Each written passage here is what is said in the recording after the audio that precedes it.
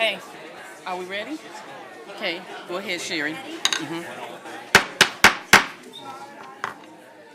It is now 7:00 p.m. and I will call the City Council meeting to order. May I please get a roll call? Roll call shows all councilors present. Thank you. Can everyone please rise and join me in saying the Pledge of Allegiance? I pledge allegiance to the flag of the United States of America and to the republic for which it stands, one nation, under God, indivisible, with liberty and justice for all. You may be seated.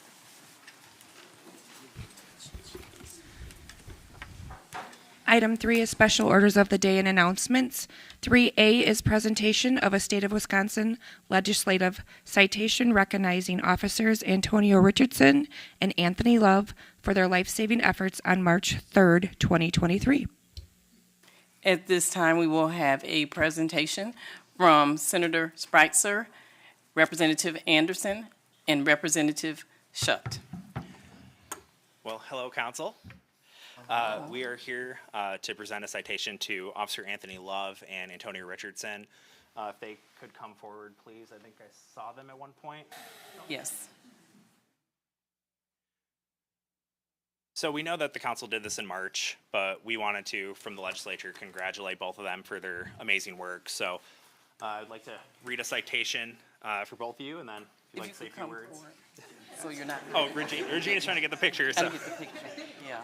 So, the citation reads, whereas first responders across Wisconsin are integral to our communities through their tremendous service and sacrifice. And whereas officers Anthony Love and Antonio Richardson serve the city of Beloit with honor and distinction as an integral part of the Beloit Police Department. And whereas Officer Love and Richardson have demonstrated exceptional humility, courage, and thoughtfulness while working for the city of Beloit. And whereas Officer Anthony Love and Officer Antonio Richardson effectively administered life-saving measures on a 2-year-old child choking on a piece of food. And whereas Officer Love's and Officer Richardson's reliable, fast-acting, and attentive work led them to be recognized as a hero and a guardian of the community by Beloit Police Chief Andre Sales. Now, therefore, Representative Clinton Anderson, Representative Ellen Schutt, Senator Mark Spreitzer, and Senator Steve Nass, on behalf of the Wisconsin State Legislature, do hereby commend and congratulate Officers Anthony Love and Antonio Richardson in recognition of their selfless service and dedication to our community, dated May 1st, 2023. Congratulations.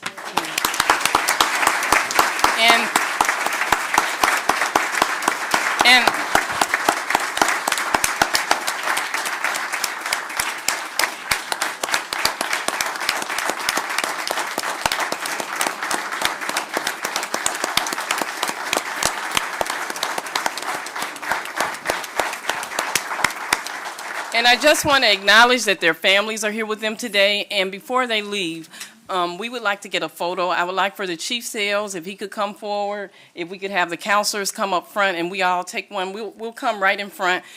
We just want to thank you for the impact and the difference that our officers are making, that you're doing and that you're making in our community. You saved the life of a child, and I'm sure this is something, you know, that the average person, I mean, I can't even imagine how you were able to do that. But we are so grateful, and we appreciate and celebrate your service today. So thank you. If counselors could please come forward.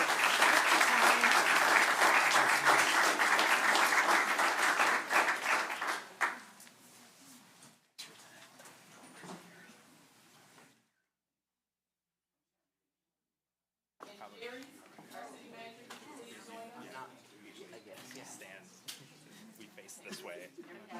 Should we turn this face on this side? Let's come, everybody, you can just line up all on the side here. And then we'll try to not go in front of them and I'll have somebody.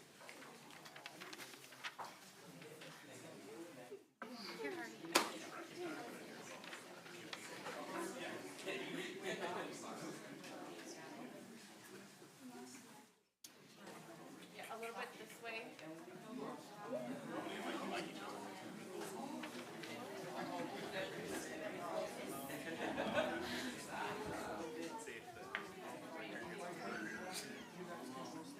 Maybe not.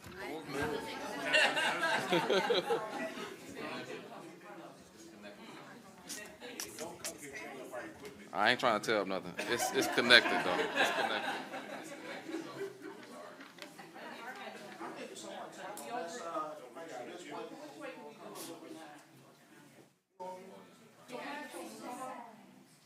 If somebody take it that way, I can do that, I can do that. like us back here, we come.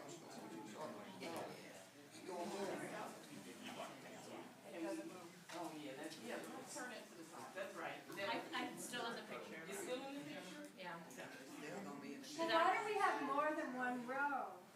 Oh, and stand on this way, everybody, then you come down this way. In front of you. You can have the officers come over to the front, you all come to the front, and everybody else to the back. All right, 3, 2, 1.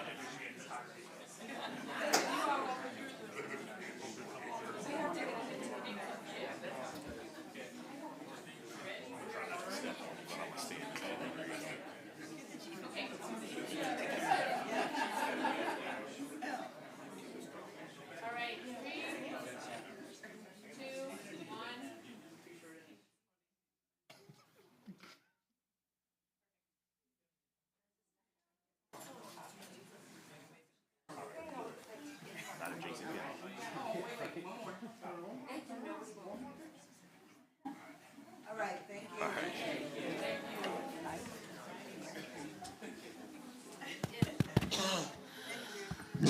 Hello.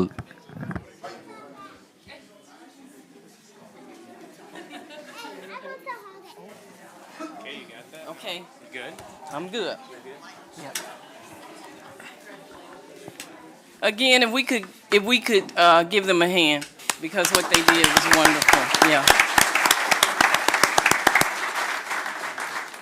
And I also want to thank our legislators for being here this evening. Thank you for recognizing the officers and the Beloit Police Department. Thank you.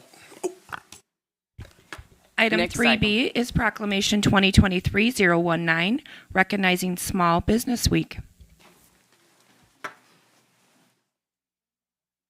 At this time, we will have Vice President Forbeck to read the proclamation.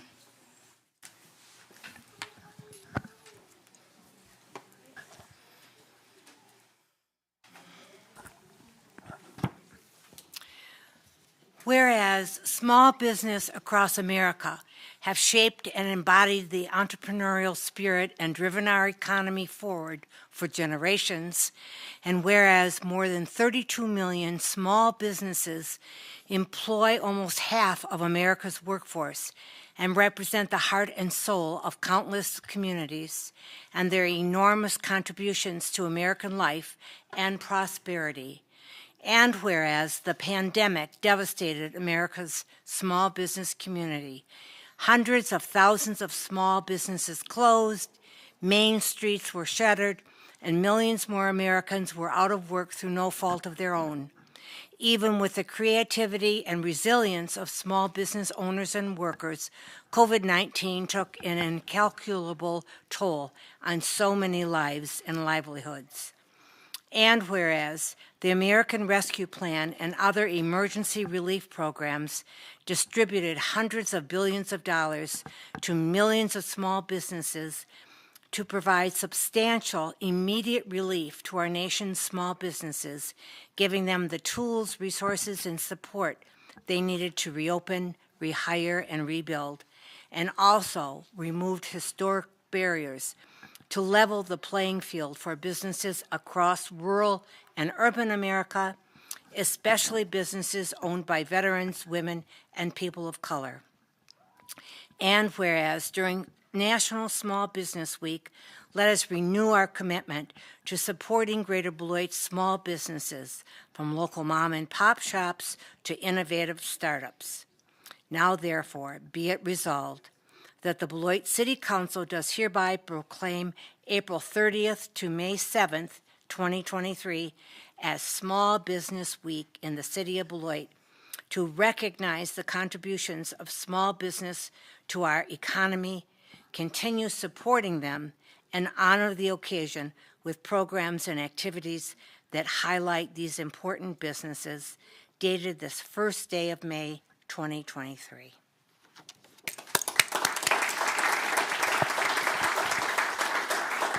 And if we could have Florence Haley to come, and she's representing Rock County Jumpstart. And Gina Stevens is here with her as well. So. Yes, thank you. As Chairman Duncan said, I'm Florence Haley, Program Director at the Rock County Jumpstart, and I'm honored to be here today to accept this proclamation. I'd like to thank the City Council members for proclaiming April 30th to May 6th, 2023 as Small Business Week in the City of Beloit. During this week, we ask that the community recognize and honor the impact that small businesses have on our local economy. Small businesses provide the local economy with new jobs, products, revenue, services, and more. They not only contribute economic benefits to our community, but also charitable and innovative ones as well. For over 50 years, the U.S.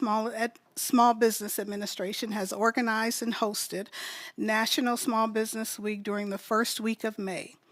During this week, April 30th through May 6th, the community recognizes and emphasizes the importance of small businesses in the United States and their contributions to the economic well-being.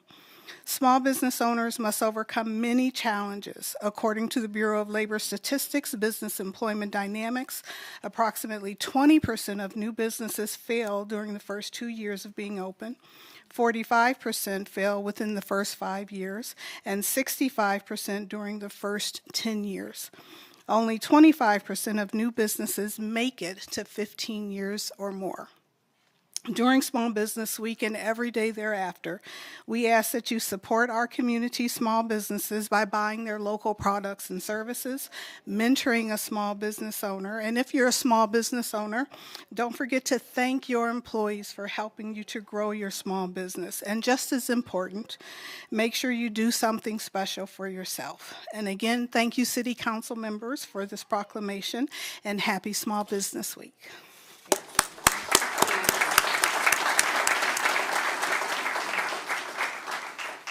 Item 3C is Proclamation 2023-021, recognizing Professional Municipal Clerks Week. Whereas the office of the municipal clerk is a time-honored and vital part of local government that exists throughout the world. And whereas the office of the municipal clerk is the oldest among public servants. And whereas, pardon me, the municipal clerk's office provides the professional link between residents, local governing bodies, and agencies of government at other levels. And whereas professional municipal clerks have pledged to be ever mindful of their neutrality and impartiality, rendering equal service to all. And whereas the municipal clerk's office serves as the information center on functions of local government and community, overseeing the local election process, maintaining public records, and attending and taking minutes of city council meetings.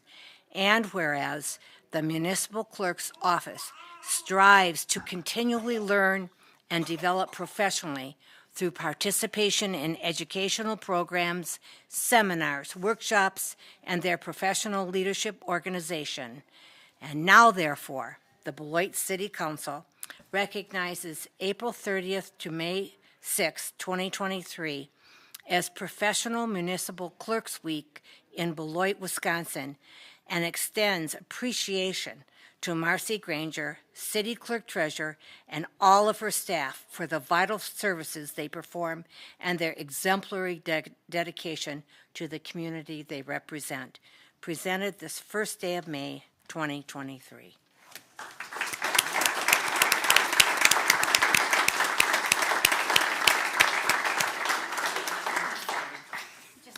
I just say thank you. We live in the shadows. Thank you. And I just want to say also thank you for what you do.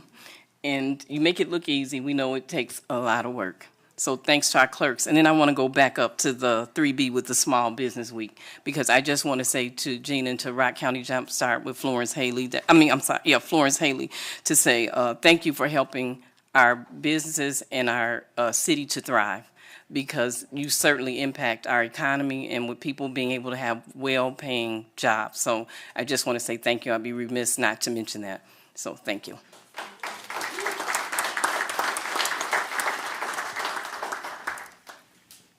3D is Proclamation 2023-022, recognizing National Public Works Week. Whereas public works professionals focus on infrastructure, facilities, and services that are of vital importance to sustainable and resilient communities and to the public health, high quality of life, and well-being of the people of the city of Beloit. And whereas these infrastructure, facilities, and services could not be provided without the dedicated efforts of public works professionals who are engineers, managers, and employees at all levels of government and the private sector, who are responsible for rebuilding, improving, and protecting our nation's transportation, water supply, water treatment, and solid waste systems, public buildings, and other structures and facilities essential for our citizens. And whereas it is in the public interest for the citizens, civic leaders, and children and the city of Beloit to gain knowledge of and to maintain an ongoing interest and understanding of the importance of public works and public works programs in their respective communities. And whereas the year 2023 marks the 63rd annual National Public Works Week sponsored by the American Public Works Association with the theme, Connecting the World Through Public Works. Now, therefore, be it resolved that the City Council of the City of Beloit hereby proclaims the week of May 21st to the 27th, 2023, as National Public Works Week and urges all residents to join with the City of Beloit Department of Public Works staff at the Beloit Farmers Market on May 20th, 2023 from 8 a.m. until 1 p.m., where they will be showcasing some of their equipment and meeting with residents to talk about the services and programs provided by Beloit Public Works and to recognize the substantial contributions they make to protecting our national health, safety, and quality of life, dated this first day of May, 2023.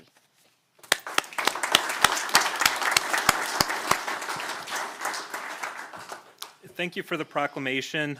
Just wanted to talk real quickly about Public Works. With this year's theme is Connecting the World Through Public Works. The services we provide are integral to our everyday lives, so we don't think about them and how much they actually do connect us.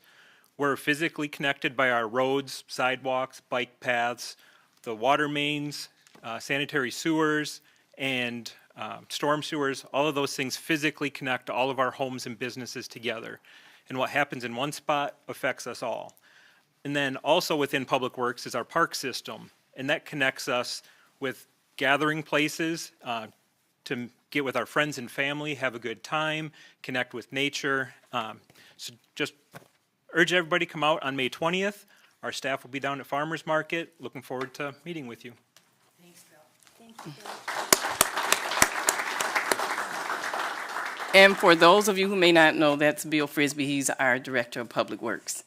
Bill, thanks for helping to improve our quality of life here in the city of Beloit.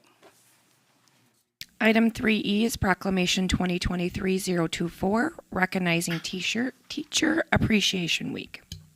And this is a very important proclamation. Not that the rest weren't, but it does have a little bit of my heart because I started out life as a teacher. Whereas the City of Beloit teachers are resilient, creative, strong, and dedicated to their students' academic achievement and success. And whereas the City of Beloit teachers are committed and passionate about engaging students in dynamic and creative learning environments while caring for the social and emotional well-being.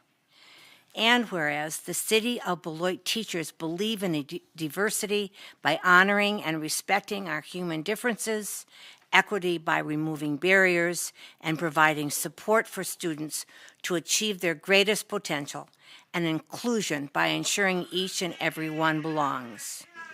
And whereas the City of Beloit teachers spend countless hours preparing lessons, creating positive and inclusive learning environments, evaluating progress, counseling and coaching, motivating and mentoring, leading and encouraging students.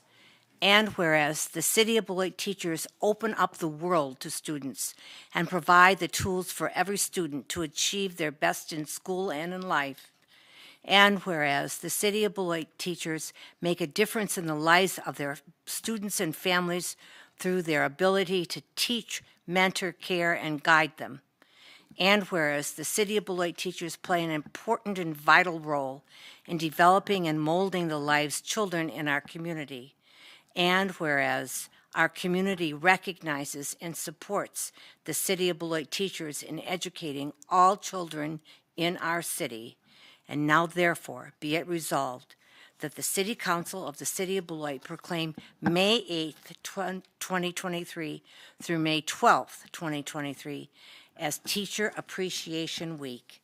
And be it further resolved that the City Council of the City of Beloit strongly encourage all members of our community to join with it in personally expressing appreciation to teachers in the School District of Beloit, the Lincoln Academy, Our Lady of the Assumption, faculty of Beloit College, and Rock County Christian School for their dedication and devotion to their work. Presented this first day of May 2023. And if we could have the teachers and administrators to please come up, or if we want and if we could have Dr. Garrison, and let's see, who else is here? Lincoln Academy. If we could have, and a couple of the administrators, if you just want to share a few words, you're certainly welcome to go to the podium. If you could state your name and just say a few words to us. Sure, I'll say something real quick. On behalf of the School District of Beloit and, of course, all of the great educators here in the city of Beloit, we would like to thank you for making this proclamation. This is our first time actually all coming together and doing it on one big proclamation. It saves you all some time in doing 5 separate ones or 6 separate ones. Again, thank you so much for this wonderful honor. We can't do the work that we do without teachers. And I know I state that from all the district leaders. We cannot do the work that we do without our teachers. And we truly appreciate each and every one of you that are here today.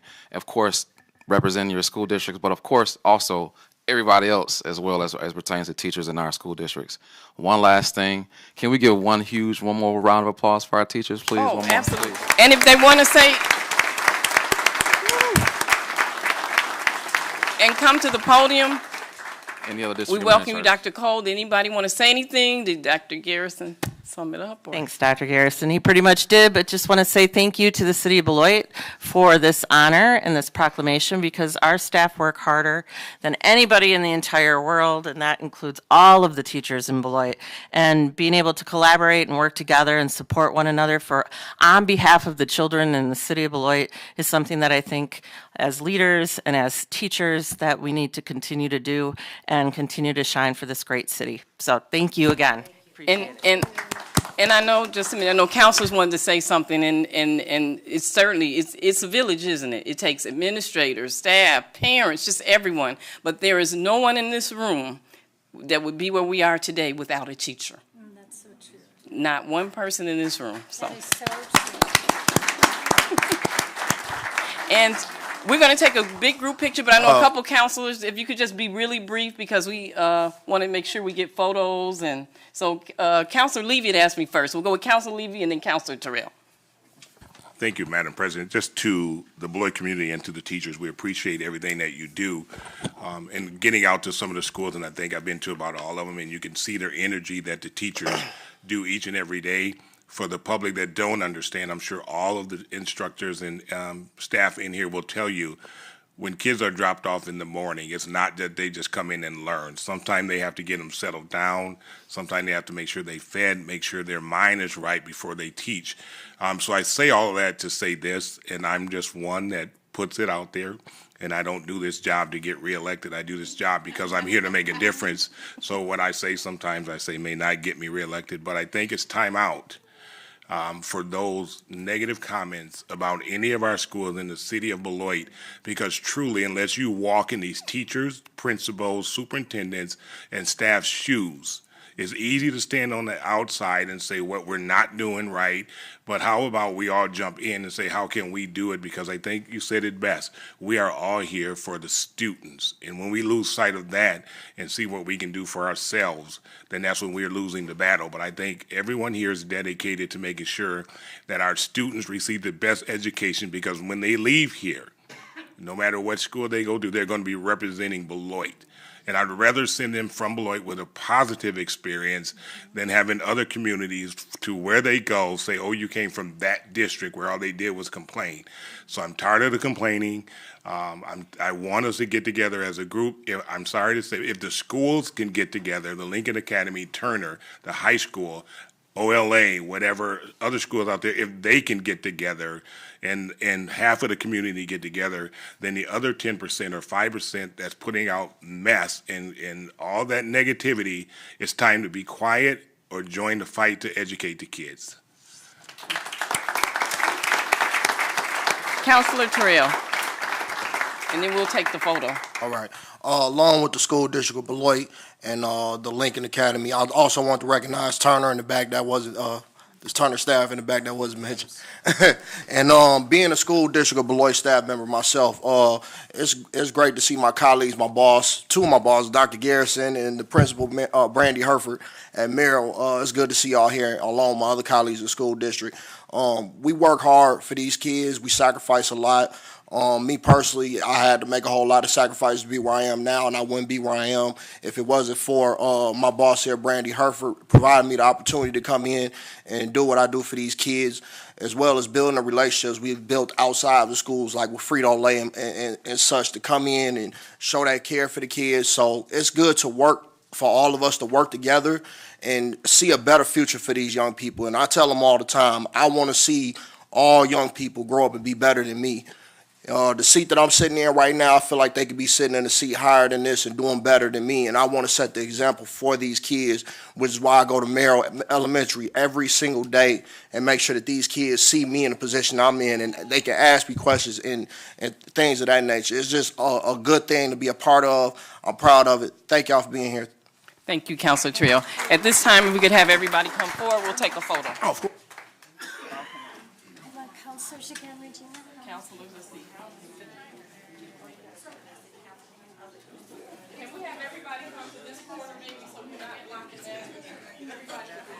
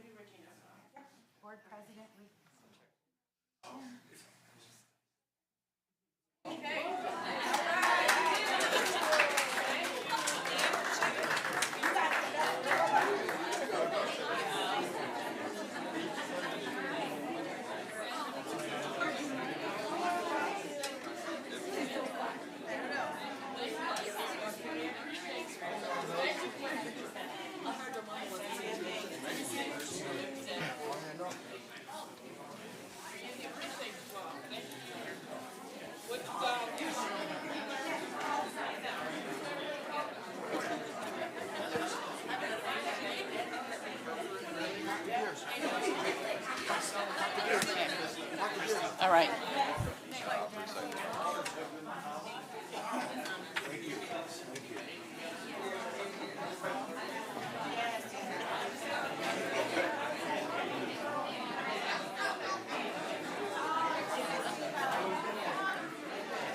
One more.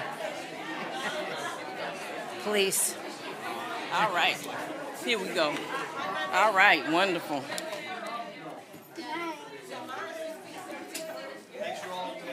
Thank you, appreciate you. Thank you so much. We have the best teachers here in Beloit. Item 3.4 is Proclamation 2023-023, recognizing National Police Week. Whereas police services provided in our city play an integral part in the everyday life of community members, and whereas the dedicated men and women who on a daily basis protect us, defend us, and serve as guardians are highly trained and committed to public safety, and whereas the support, trust, and cooperation of an involved community is vital to the efficient and effective operation of community policing practices and programs, and whereas the health, safety, and quality of life in this community greatly depends on these programs, services, and employees providing them, and whereas the City of Beloit Police Department incorporates modern-day community policing practices, focusing on their role as guardians by proactively engaging our community to create unity, build and sustain trust, and enhance the overall safety of the City of Beloit.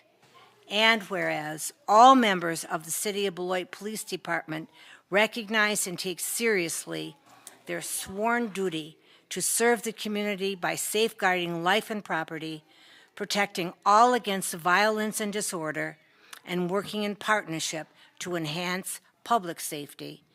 And whereas we proudly honor and pay tribute to the ultimate sacrifice of past City of Beloit law enforcement officers while gratefully acknowledging the daily sacrifices of our present officers.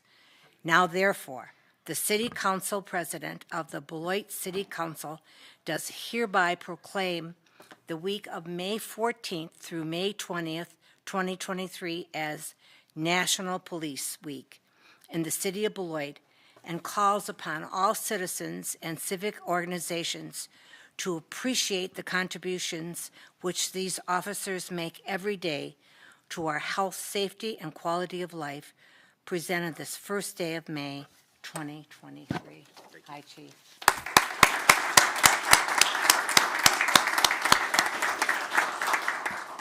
First, thank you, council members, for the proclamation. National Police Week offers honor, remembrance, and peer support while allowing law enforcement survivors and citizens to gather and pay homage to those who gave their lives in the line of duty. I personally lost a mentor of mine, Kevin Rice, with the Rockford Police Department in 2001 to a senseless act of violence by a community member that was trying to steal a vehicle. That is why I'm a law enforcement officer today, along with other things that occurred in my life. So I appreciate you all for recognizing Law Enforcement Week, and we look forward to paying our honor and tribute to those that lost their lives in the line of duty. Thank you, Chief Sales. Thank you to all the officers for your service and your sacrifice. So thank you. Item 4 is public hearings. 4A is consideration and possible action on a resolution 2023-058, creating tax incremental district number 15, approving its project plan, and establishing its boundaries. At this time, our Director, Drew Pennington, will provide us with an overview on this item. Good evening, councilors. So as you know, one of your top priorities in the 2023 strategic plan is the creation of a new tax incremental financing district, or a TID, to promote economic and residential growth in the city. Over the past several months, city staff has been working with Ellers, our consultant. Greg Johnson with Ellers is here tonight and will address you in a minute. We've been working with them to achieve this goal through the creation of a project plan for proposed TID number 15 in the Gateway area. This tax increment district is approximately 621 acres along Gateway Boulevard, Cawley, and the newly extended Milwaukee Road. The project plan is attached to your staff report, and Greg will highlight in his presentation, but it includes all of the undeveloped parcels owned by both the city as well as Greater Beloit Economic Development Corp., along with some privately owned properties, both developed and undeveloped. This is a mixed-use tax increment district, and Greg will highlight what that means. It has a base value or a current value of $43 million. We project with the right investments and the right incentives that could grow to $238 million over a 20-year lifespan. And so Greg will walk you through the process for how we got here, but we've been to the Joint Review Board, we've been to Plan Commission. This is an important step tonight where your questions can be answered, and then we'll proceed down the path of hopefully having this district up and running by the end of this calendar year. So with that, I will turn it over to Greg. Thank you. Thank you, Drew. Good evening, everyone. There's a presentation I'm going to walk through that's up on the monitor. There's no new information in this presentation. It's all included in the project plan that was included in your council packet. I'm just going to use this to summarize and highlight the key findings within that project plan. As was mentioned, there's been several meetings that have been held on the creation of this district. Up on the slide is a timeline that is prescribed under state statute. This is the procedure that has to be followed to create a new tax incremental finance district. The first set of meetings occurred back on April 5th. The first body that meets to create a TIF district is what's called the Joint Review Board. That consists of members of all the taxing jurisdictions, the city, county, school district, technical college, and then a public member. It's a 5-member board that's responsible for having general approval authority of TIF districts. That initial meeting was just organizational in nature. They received this same presentation, but no official action was required at that meeting. Later that evening, a required public hearing was held before the Plan Commission. Any new TID district is required to receive approval by the Plan Commission for a TID district to be created. So that approval was received on April 5th. The next step in the process is where we find ourselves this evening, which is a resolution that the Common Council can consider to create a tax incremental finance district.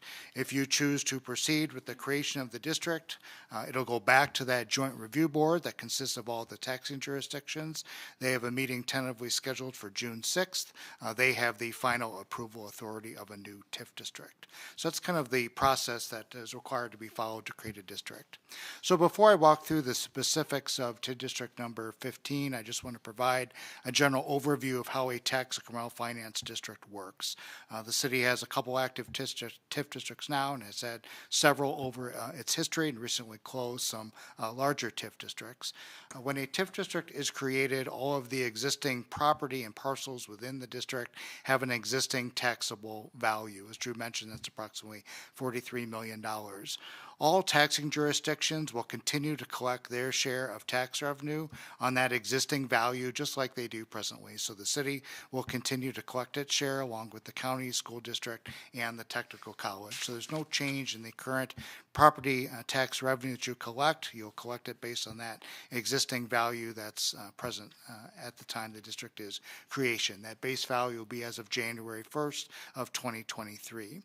Where the financial benefit of a TIF district comes into play for the city is when that value increases, whether it's due to appreciation or more likely due to new economic development or new growth that occurs within the district. So as that new value is generated, any value that is built or constructed above that base value, that is called the incremental value. And the city will retain all of the tax revenue generated from that new value. And what a TIF district is, at essence, is a partnership between the city and the other taxing jurisdictions. The other taxing jurisdictions are essentially agreeing to forego their share of tax revenue on that new development, recognizing that without the TIF district being in place, it's likely that development, might not occur at the same pace, at the same level of value, and that in the long run, there's going to be, more property tax base that benefits all of the taxing jurisdictions. So therefore, going that tax revenue with the expectation when the district closes, all of that tax base returns to the tax rolls and all the taxing jurisdictions collect their proportional share of from the tax base that was generated. So whether your property is located within a TIF district or outside of a TIF district, you pay the same tax rate. There's no difference in the tax rate that is paid. The only difference is where that property tax revenue goes. So again, all the taxes on the existing value, that base value, go to all the taxing jurisdictions. While the TIF district remains open, that new value that's generated, the city retains all of that tax revenue to help pay for the project costs that will be incurred within the district. So now let's turn our attention to TID District number 15. So the next slide just kind of provides the general purpose and the goals which Drew had outlined. So the general intent of the TID District is to help pay for public infrastructure costs that are necessary to be incurred to bring development to fruition within the district. And then it also provides the opportunity for the city, if it deems appropriate, to provide development incentives to help further development within the boundaries of the district. So the general goal is to continue to promote commercial, industrial, and residential development within the boundary of the district. This is a mixed-use TIF district, so what that means by statute is that not less than 50% of the area has to be suitable for some combination of commercial, residential, and industrial development. You need 2 out of those 3 land uses. It's anticipated all 3 will be present within this district, and then less than 35% of the area has to be suitable for newly platted residential development. So that's a cap that's within the state statutes for a mixed-use TIF district. So this is really intended to kind of promote a broad mixture of land uses throughout the boundary of the district. So next we have kind of that land use summary that breaks down the total acreage within the district.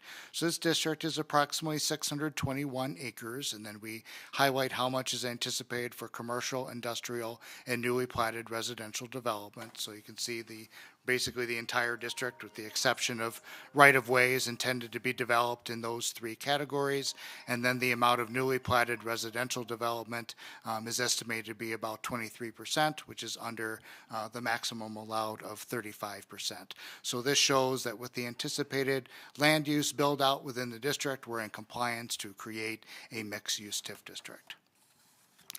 Another finding that's required to create a new TIF district is what's called the 12% valuation test. So if a new TIF district is to be created, there's a limit to the amount of value that can be included within a new district. And so we look at, this is prescribed by statute, we look at the total equalized value of the city, of all property presently within the city boundaries, and we take 12% of that total valuation, which is almost $319 million. And so to create a new TIF district, you take the current incremental value of TID districts that are presently open. The total incremental value of all existing TID districts is about $78.3 million. And the base, you take that plus the base value of the proposed district, and that cannot exceed 12% of the city's total equalized value. So the limit is about $319 million. The base value of this proposed district plus the incremental value of existing districts is just shy of $122 million. So we're under that 12% test. That means you can legally proceed with creating this TIF district. So that's a statutory finding that's required to create any new district. Within the project plan, we identify eligible project costs that can be funded and undertaken within the TIF district.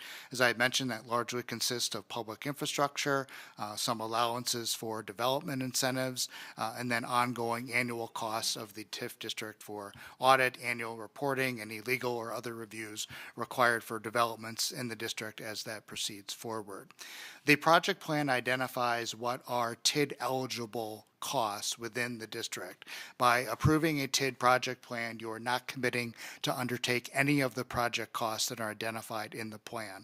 All of those still require separate approvals by the Common Council, just like you would for any other public expenditure. It just identifies what legally can be repaid through the tax increment district if it is created. So it establishes a general framework for which you can manage projects going forward. But again, it's not a formal commitment to undertake any of these project costs at this point in time. So the project plan identifies about $18.5 million of project costs. We've identified those on the project list that's in the project plan, and we've just showed that excerpt here in the presentation.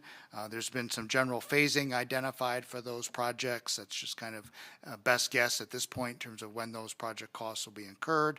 You can undertake them, at any point as appropriate within the life of the TIF district. The expenditure period for this district is 15 years. years. So you have 15 years to kind of determine and outlay project costs within the district as appropriate.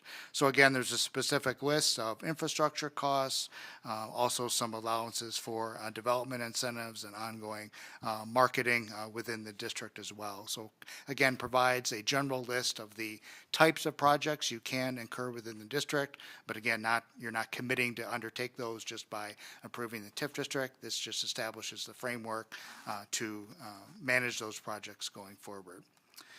We've included a map, it was also in the project plan, that just kind of showed where those various projects and some of the specific infrastructure improvements are anticipated.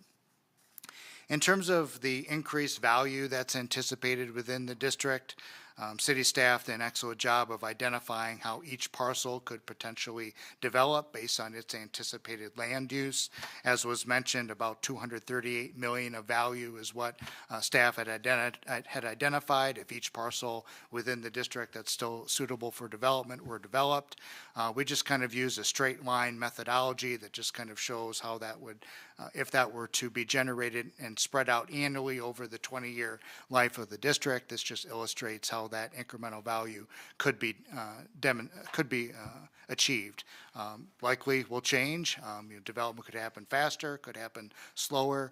The key really to successful financial management of a TIF district is to match the pace of development with the pace of expenses. So if you're looking at, for example, incurring some infrastructure costs, it's preferable to have some development, some value that's in the pipeline to help support those project costs. So again, as you incur costs, you have revenue to help pay for it. And the city historically has done an outstanding job of managing its TIF districts, but that's really the key. So this is kind of an illustration of how the area could develop over its 20-year life. If that $238 million of new value is generated over the 20-year life of the district, we estimate that could generate about $31.6 million of tax increment revenue annually. That is the revenue stream that would be available to help pay for project costs. And then you're required in the project plan to include a cash flow analysis that we've included in the presentation as well. This is also an illustration that just kind of shows how the project costs could be incurred. That's on the next slide. Just shows the projected revenue and then shows how some of the infrastructure costs could be funded. If some of it could be funded with debt, others can be funded with cash. As tax increment gets collected, we show illustrations of potential development incentives. How you choose to deploy and expend these funds will, be dependent on how development proceeds within the district. This is really just an illustration to show how the project costs could be supported over the 20-year life of the district. So to summarize, the intent of TID District number 15 is to continue to promote industrial, commercial, and residential development within the boundaries of the district. The project plan identifies some anticipated infrastructure improvements, as well as provides allowances for development incentives that the city can choose to deploy as necessary through development agreements to help bring development to fruition within the district. The district has a maximum 20-year life. You can choose to undertake those project costs within the 15-year expenditure period of the TID district as tax increment revenue is generated. So the official action item that's on your agenda is a resolution. If you choose to pass that resolution, that expresses the City Council support for creating a new TIF district, and then that'll go back to the Joint Review Board for their final consideration in June. So with that, I'll pause to see if staff has anything further they'd like to add. Otherwise, I'm more than happy to answer any questions if you have them. Thank you. Thank you very much. At this time, the public hearing is open. Would anyone wishing to speak in favor or opposed, please come forward. Final call. Would anyone wishing to speak in favor or opposed, please come forward. The public hearing is now closed. Can I please have a motion to approve this resolution? So moved. Moved by Councilor Terrell. Is there a second? I second. Second by Councilor Blakely. Are there any questions or discussion? Yes, I had one brief one. Go ahead, Councilor Thanks. Blakely. Could you just clarify very briefly again, what happens at the 15-year mark? versus the whole lifespan, the Sure. 20 years of the TID? So the maximum life of the district is 20 years. That means it can collect tax increment over a 20-year period. The expenditure period under state law ends within 5 years of the end of the maximum life. So you can still continue to pay costs that you've already committed to up until that expenditure period, beyond, up until the 20-year life of the district. But that's kind of a built-in cutoff point in the statutes that you have to identify your final commitments in that 15th year. You either need to set aside cash to fund those projects, execute construction contracts, or if you issue debt to fund those projects. Those are all ways to commit to the project and expend, the dollars over the full 20-year life of the district. But essentially after that 15 years, you can't take on any new costs within the district. Thank you very much. You're welcome. Any other further questions or discussion?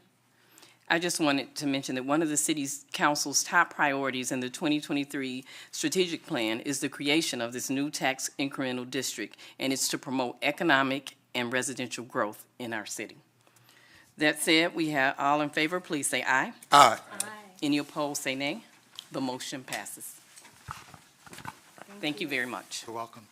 4B is consideration of Resolution 2023-024 regarding the vacation of the unnamed right-of-way located south of 1800 Gateway Boulevard in the city of Beloit, Rock County. Our Director of Building and Planning Services, TJ Nee, will provide us an overview on this item. Good evening, everyone. The Planning and Building Services Division has received a petition to vacate the unnamed right-of-way located immediately south of 1800 Gateway Boulevard, which is the location of the North Star facility. North Star has recently purchased 22.895 acres from the adjacent property owner at the westerly terminus of the unnamed right-of-way. The right-of-way was created originally to serve future development, including that 22.895 acres that would have needed access off of Gateway Boulevard.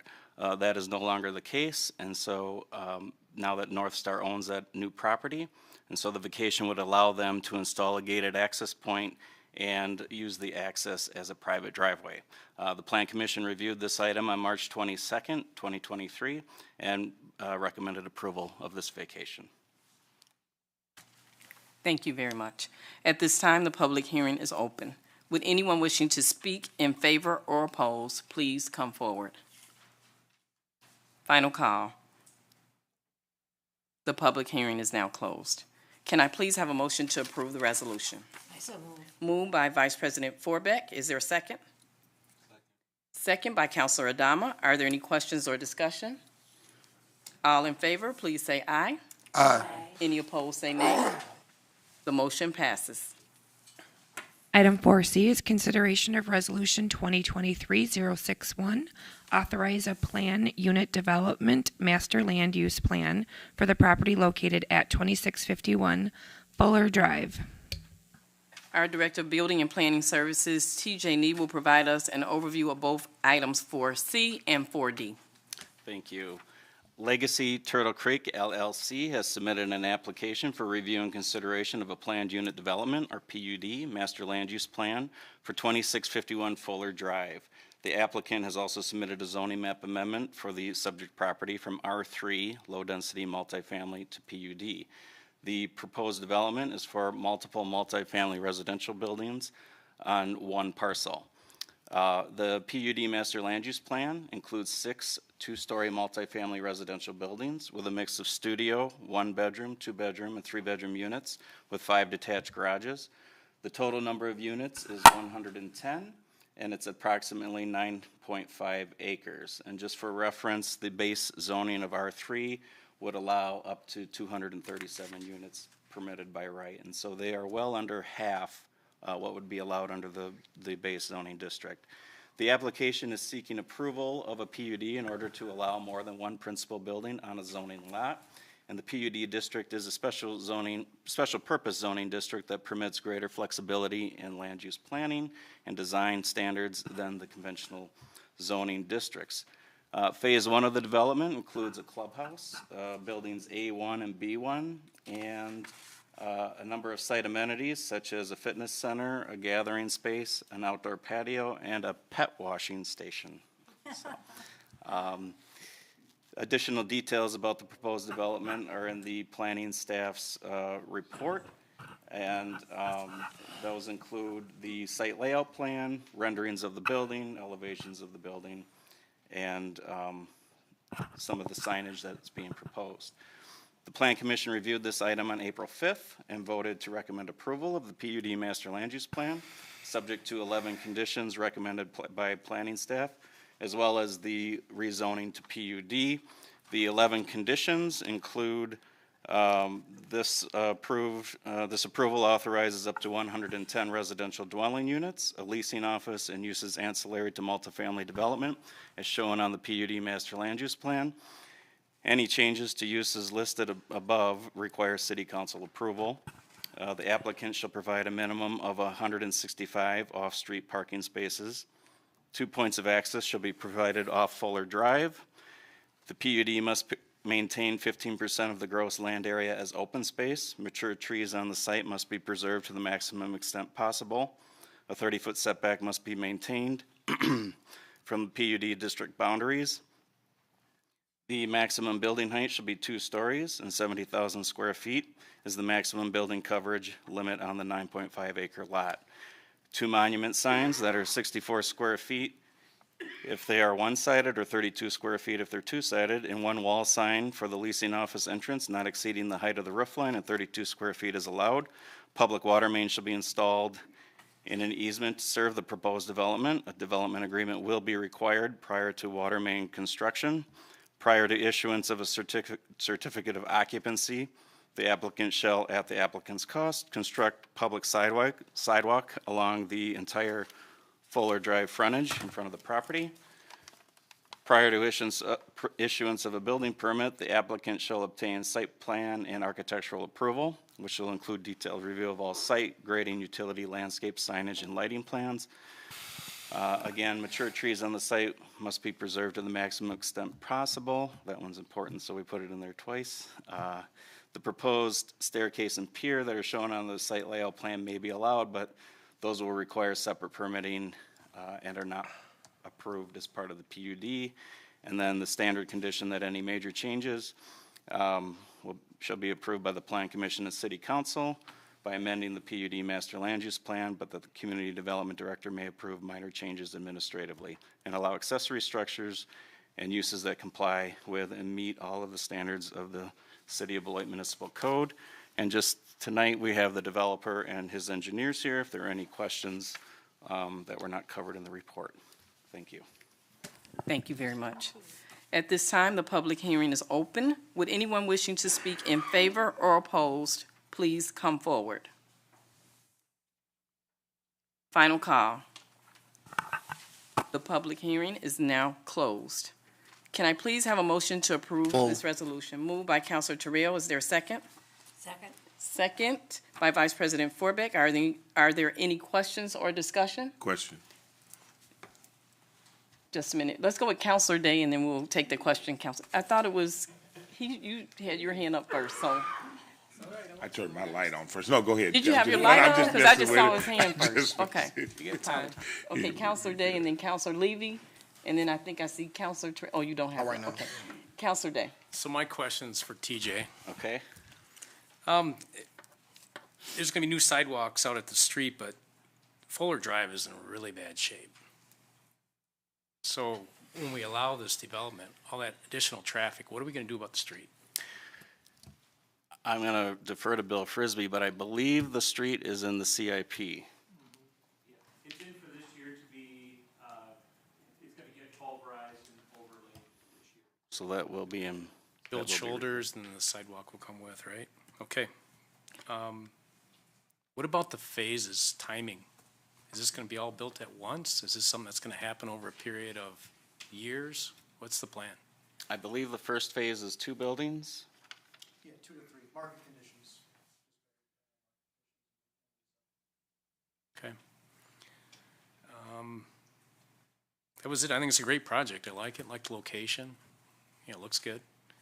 Just the street's a big problem. I know the neighbors have complained about it before, and so we got to do something about that. But thanks, Bill. Thanks, TJ. Thank you. Yep. Councilor Levy. Thank you. Just a quick question. I see it was 5-1 What was the reason for the one dissension? I believe there was some interest in having more discussion with the adjacent property to the west, the East Ridge Road neighborhood where Fuller's Woods is. I'm not sure that that has happened yet, but I believe that the Plan Commission member just wanted to make sure that there was additional discussions to make sure any issues were resolved before this was approved. But again, yeah, the majority of the Plan Commission staff supported it. Okay, thank you. And if I could, I know I am the council rep on Plan Commission, and the neighbors came out and they are working. And I believe are you the owner of the, yeah. And I just, one thing, if you could just come forward, I think if you could just share a little bit about yourself, because you're also from Beloit. And so if you, is that not correct? Or? Yeah, no, thank you for Okay. having me. My name is Zach Knutson. I'm born and raised here in the Beloit area. Principal owner of Next Generation, which we have an office in downtown Beloit. Legacy is our sub-brand for our multifamily development that we plan to roll out throughout the Midwest for many years. But yes, so I believe the chairman of the Plan Commission just wanted to make sure that the neighborhood had appropriate time to discuss with me. And so I gave them all of my contact information. We actually met out in the hallway, and they seemed to be satisfied with everything that's moving forward. But in any event, we're local, we're not going anywhere. And they have my contact information. So really looking forward to the project, looking forward to many more here in the city of Beloit. And thank you for your time. Thank you very much. Could you just mention your name while you're at the mic? I think TJ said earlier, but Sure. I didn't catch it. Zach Knutson, Knutson. Thank you, Zach. Thank you. And just for the record, I did receive a phone call. I talked with Jim Reesberg, and the residents are very happy that you're working with them, and I hope that continues. And I also want to thank the Plan Commission for their hard work on these items, and also mention to the members of the public that both projects will increase our tax base here in the city of Beloit. That said, all in favor, please say aye. Aye. Aye. Any opposed, say nay. The motion passes. 4D is consideration of ordinance number 3786, amending the zoning district map of the city of Beloit for the property located at 2651 Fuller Drive from R3, Low Density Multifamily District, to Planned Unit Development District. Director TJ Nee has already provided us with an overview on this item. At this time, the public hearing is open. Would anyone wishing to speak in favor or oppose, please come forward. Final call. The public hearing is now closed. Can I please have a motion to lay over the ordinance? Moved by Councilor Blakely, seconded by Vice President Forbeck. Are there any questions or discussion? All in favor, please say aye. Aye. Any opposed, say nay. The motion passes. Item 5 is public comments. We have reached the point on our agenda for residents to speak to the council about issues that are coming before us or may come before us in the future. Council members may not act on any requests at this meeting, but may refer a speaker to staff for assistance. We ask that you please hold your comments to 3 minutes or less and refrain from personal attacks of any kind. Public comment is a courtesy, and we expect everyone to conduct themselves in a civil manner. Speakers are asked to complete a public comment form. Madam Clerk, were there any public comment forms submitted prior to our meeting? Yep. First up is Mr. Walter Knight. Thank you. Mr. Knight, if you could just stand where you're at so you don't have to go to the podium if you like. You can just stand and certainly speak. You can't? Okay. Just go slowly. You got it. You got it.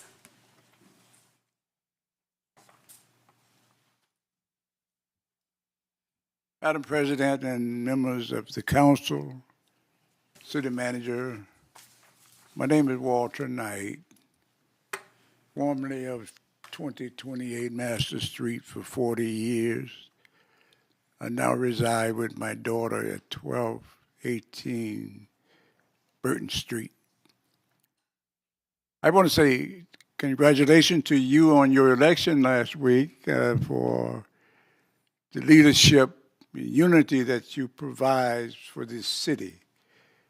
Some of you may remember the Burton, Prince Hall Drive, White Avenue apartment development, the city with the W.B. Kennedy Lodge work close together in developing that initiative.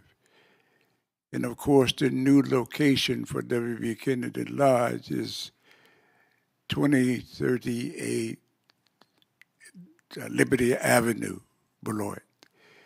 And we expect, of course, to do some further development of that property, and your assistance while we do that is very, very important.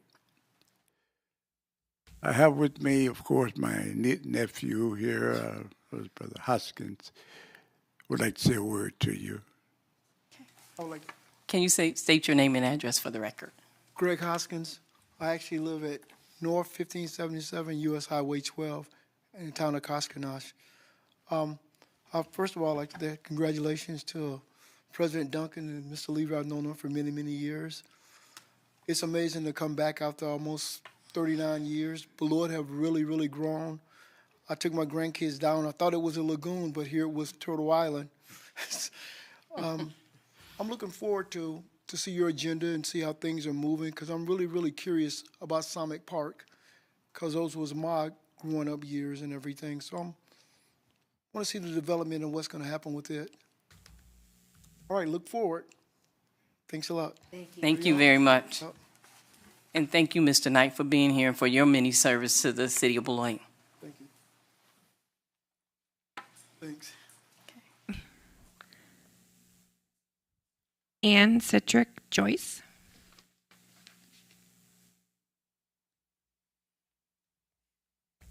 Good evening, councilors. Thank you for the opportunity to be Can you here. please state your name and address for I'm the Ann record? Citrick Joyce, 1701 East Williams Drive.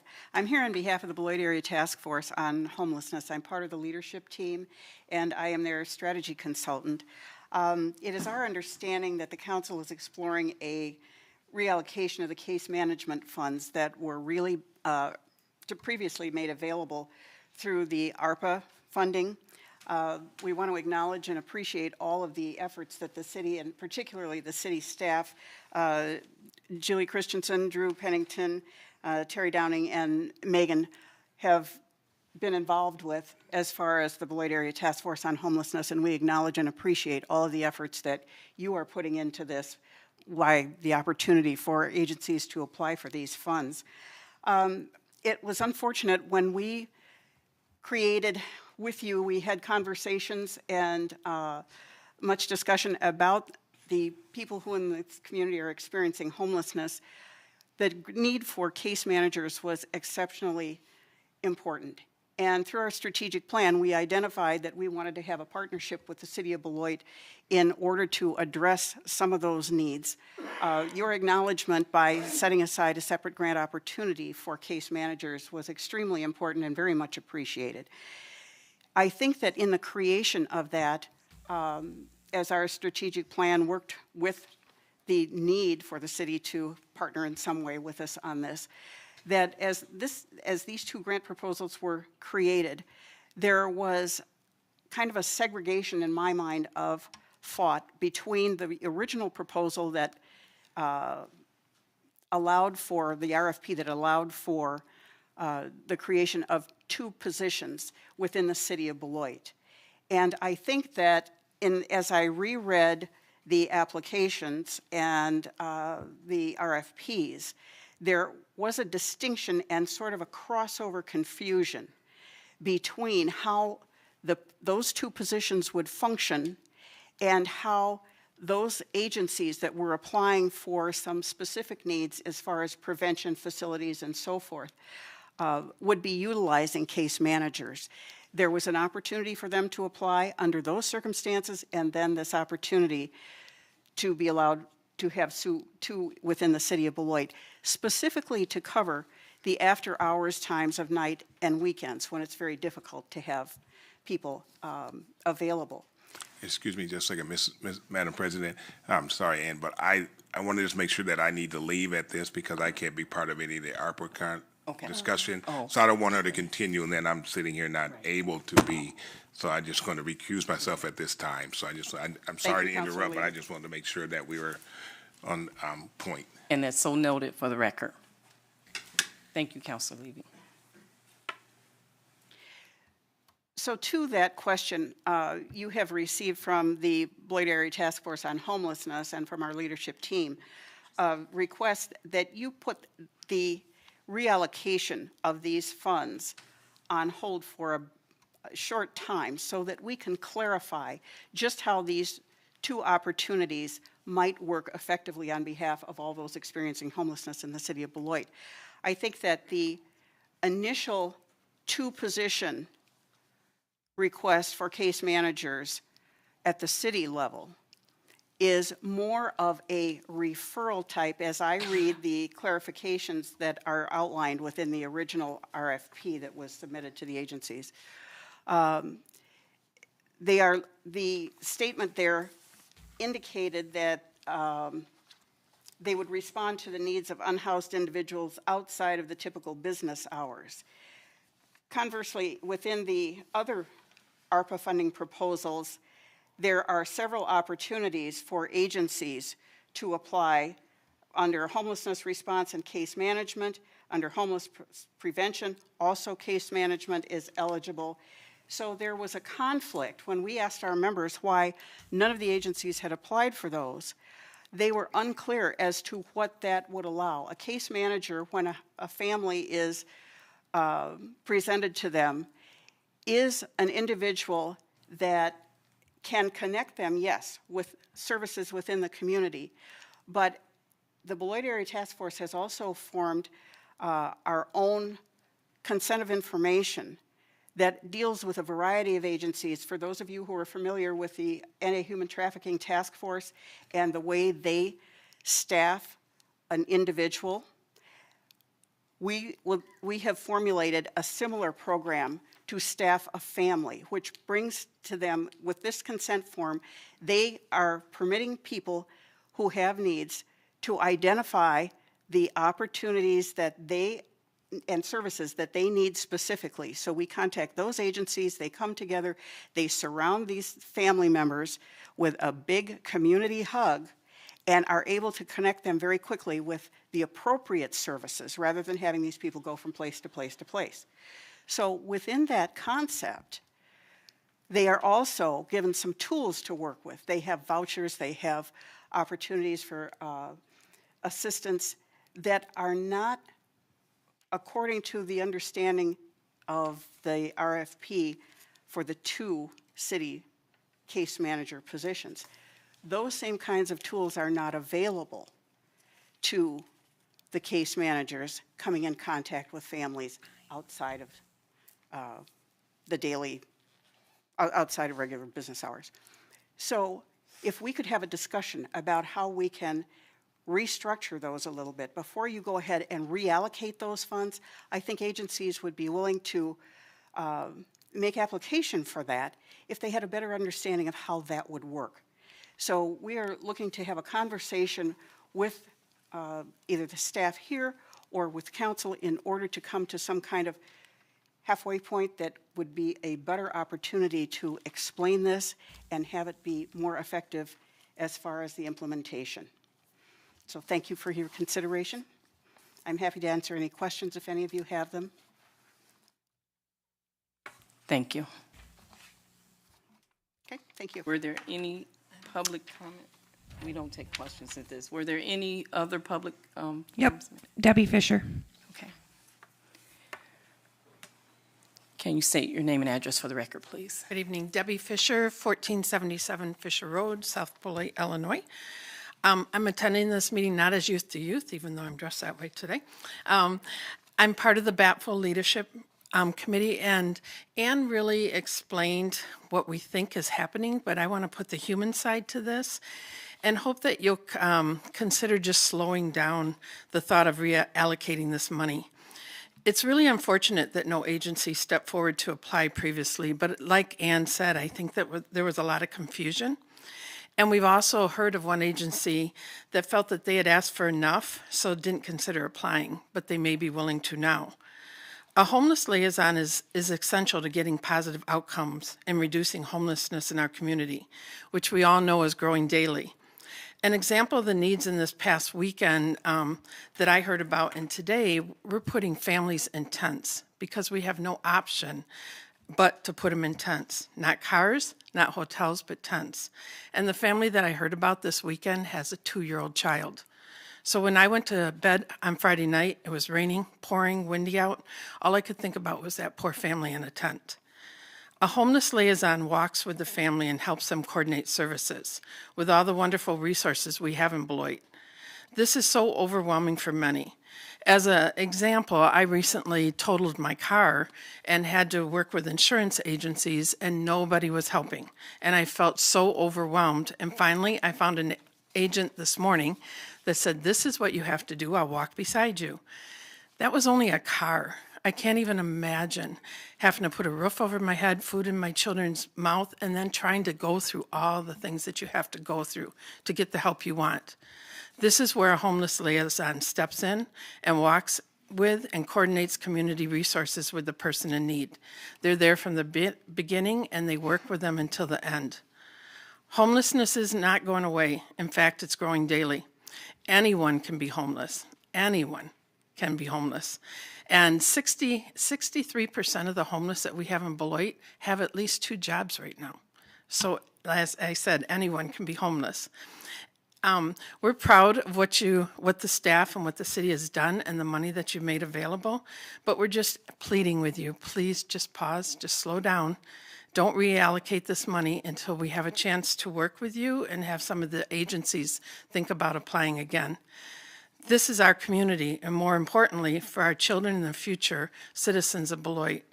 Once more, we're just asking you to pause and not reallocate until we have a chance to talk a little further. Thank you. Thank you very much.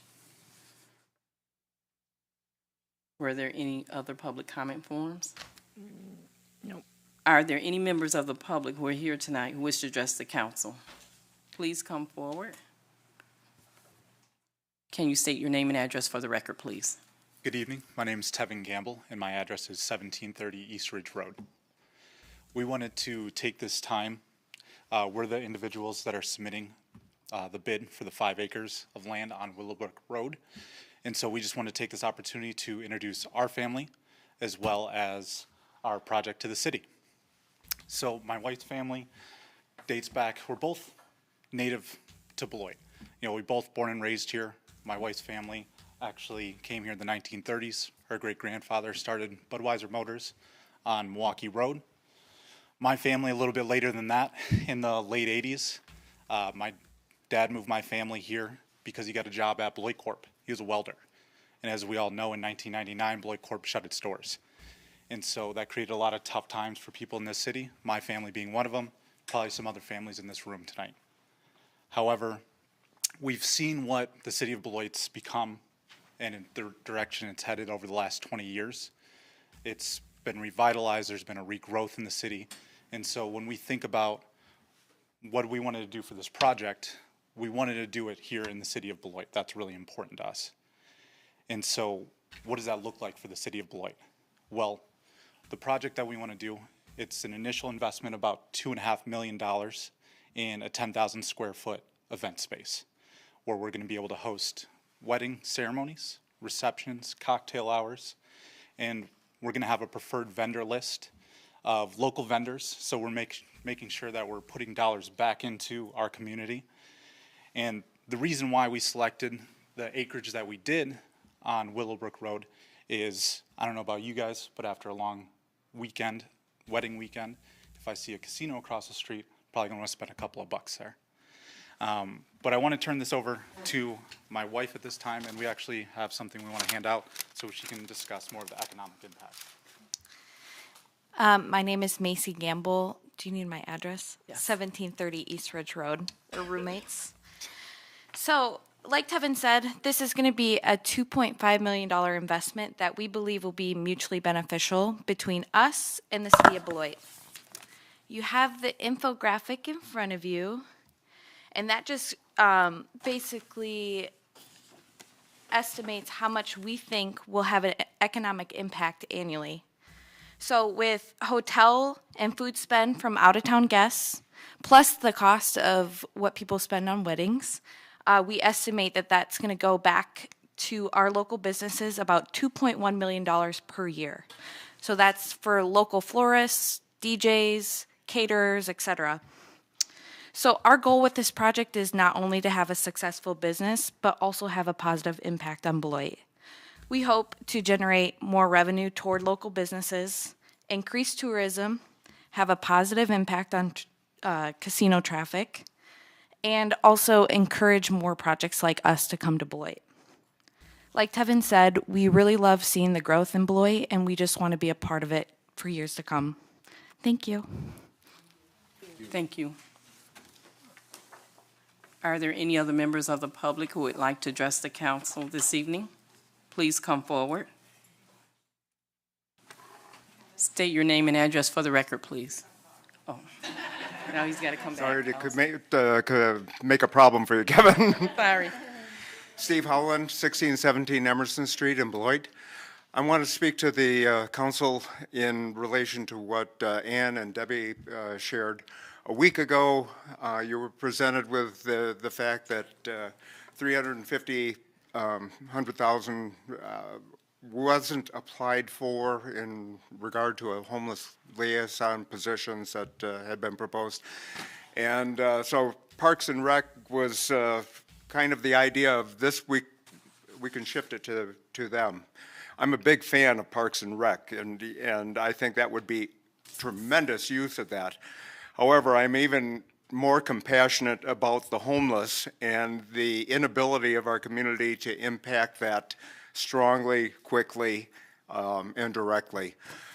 So I would urge a pause, at least, to find out whether some of those in BATFO or some of the providers, which at our last meeting on Thursday, some of them were pulling their hair out because they're dealing with situations that can't be dealt with.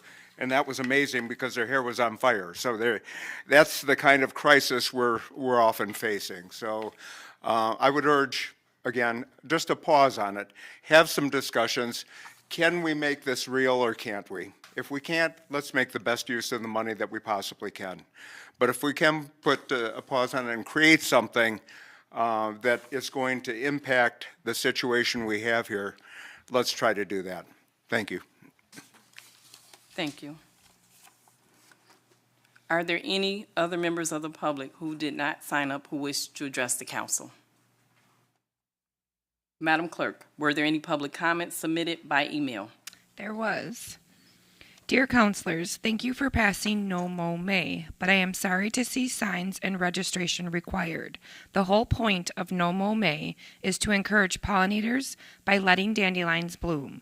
What does it matter if that's happening in a yard owned by someone who went through the motions of registering, or in a yard owned by a busy landlord who was excited not to have to pay for a month of mowing, or even a yard owned by some lazy person who just didn't mow and doesn't even know about No Mow May?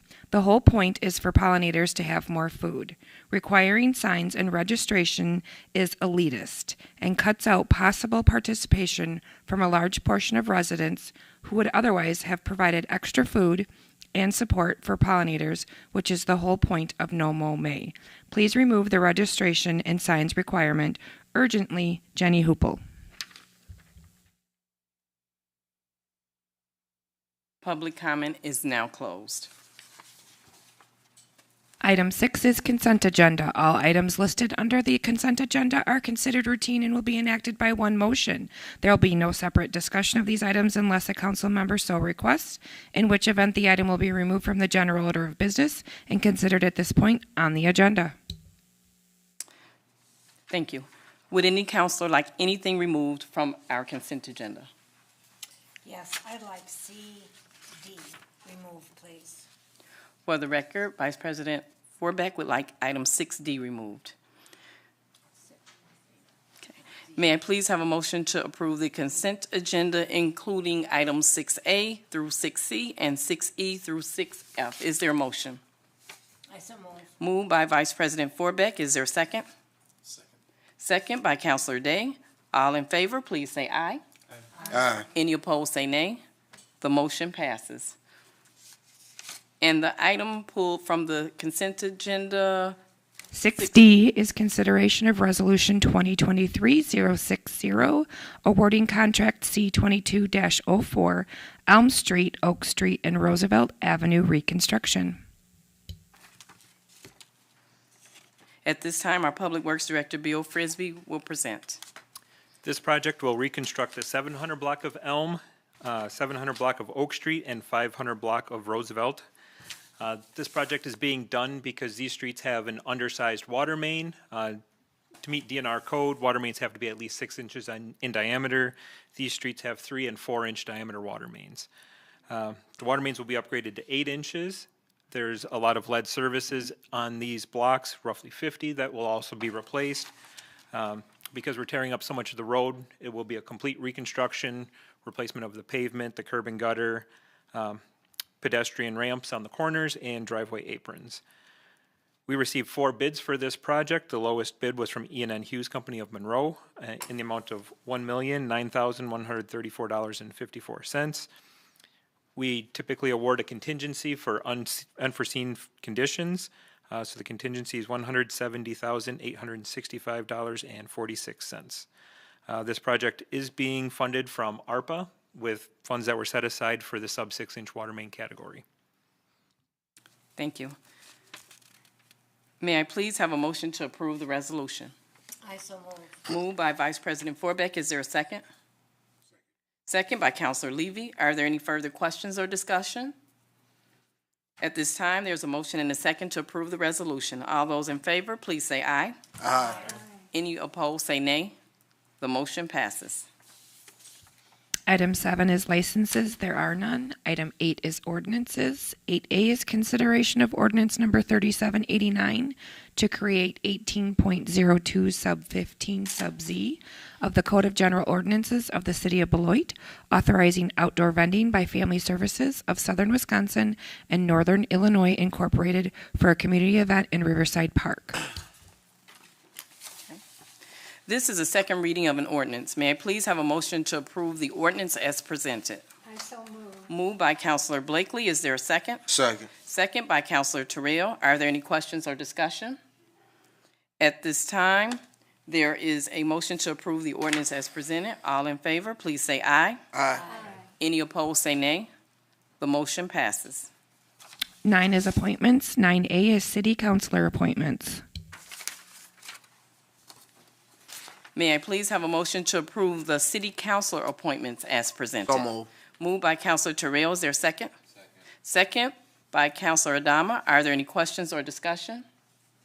At this time, there is a motion and a second to approve the appointments. All those in favor, please say aye. Aye. Any opposed, say nay. The motion passes. 9B is appointments. May I please have a motion to approve the appointments as presented? Moved by Councilor Adama. Is there a second? Second. Second by Councilor Terrell. Are there any questions or discussion? Councilor Blakely, go ahead. Do you just want to mention the names of the people and which commissions they're going to? Is it possible to do that at this time, very briefly? Yes. Thank you. Can you, I know there were 2 candidates, Bill Watson and Rodolfo Abarca. And we met with them and interviewed them earlier. So I don't know if they're, Beth, is there something else that we can add about those candidates? No, just that Rodolfo Abarca has applied for the Plan Commission and William Watson has applied for the Police and Fire Commission. Okay. Thank you. Okay. At this time, we have a motion and a second to approve these appointments. All those in favor, please say aye. Aye. Any opposed, say nay. One, is there a nay? Okay. 1 nay. The motion passes. Item 10 is councilor activities and upcoming events.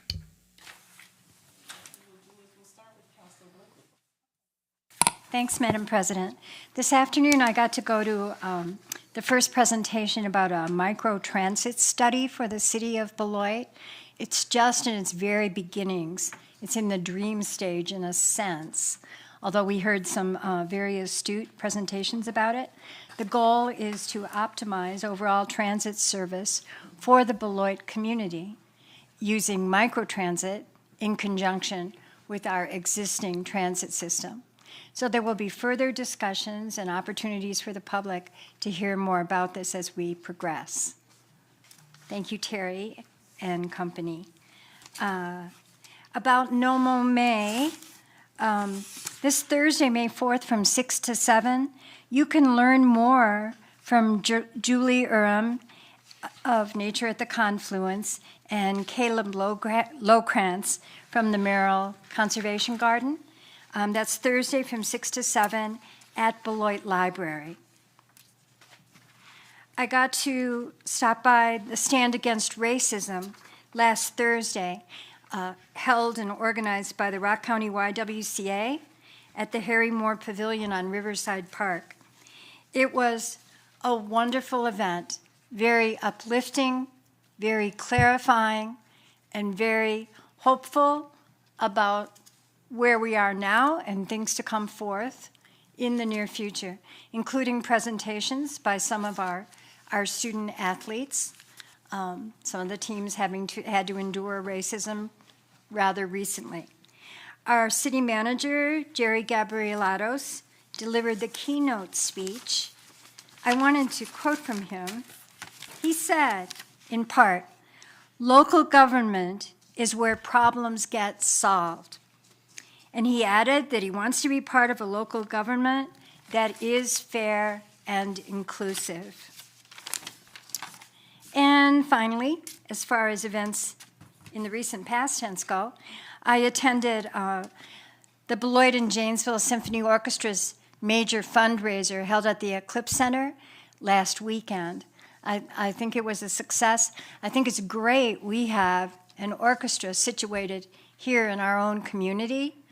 They were playing Broadway melodies, and somebody has got to help me with this, because the song from Oliver, "I'd Do Anything," is stuck in my head. Somebody's got to give me another song, please. And it does not have to be from a Broadway musical. I would prefer that. So thank you very much. Thank you.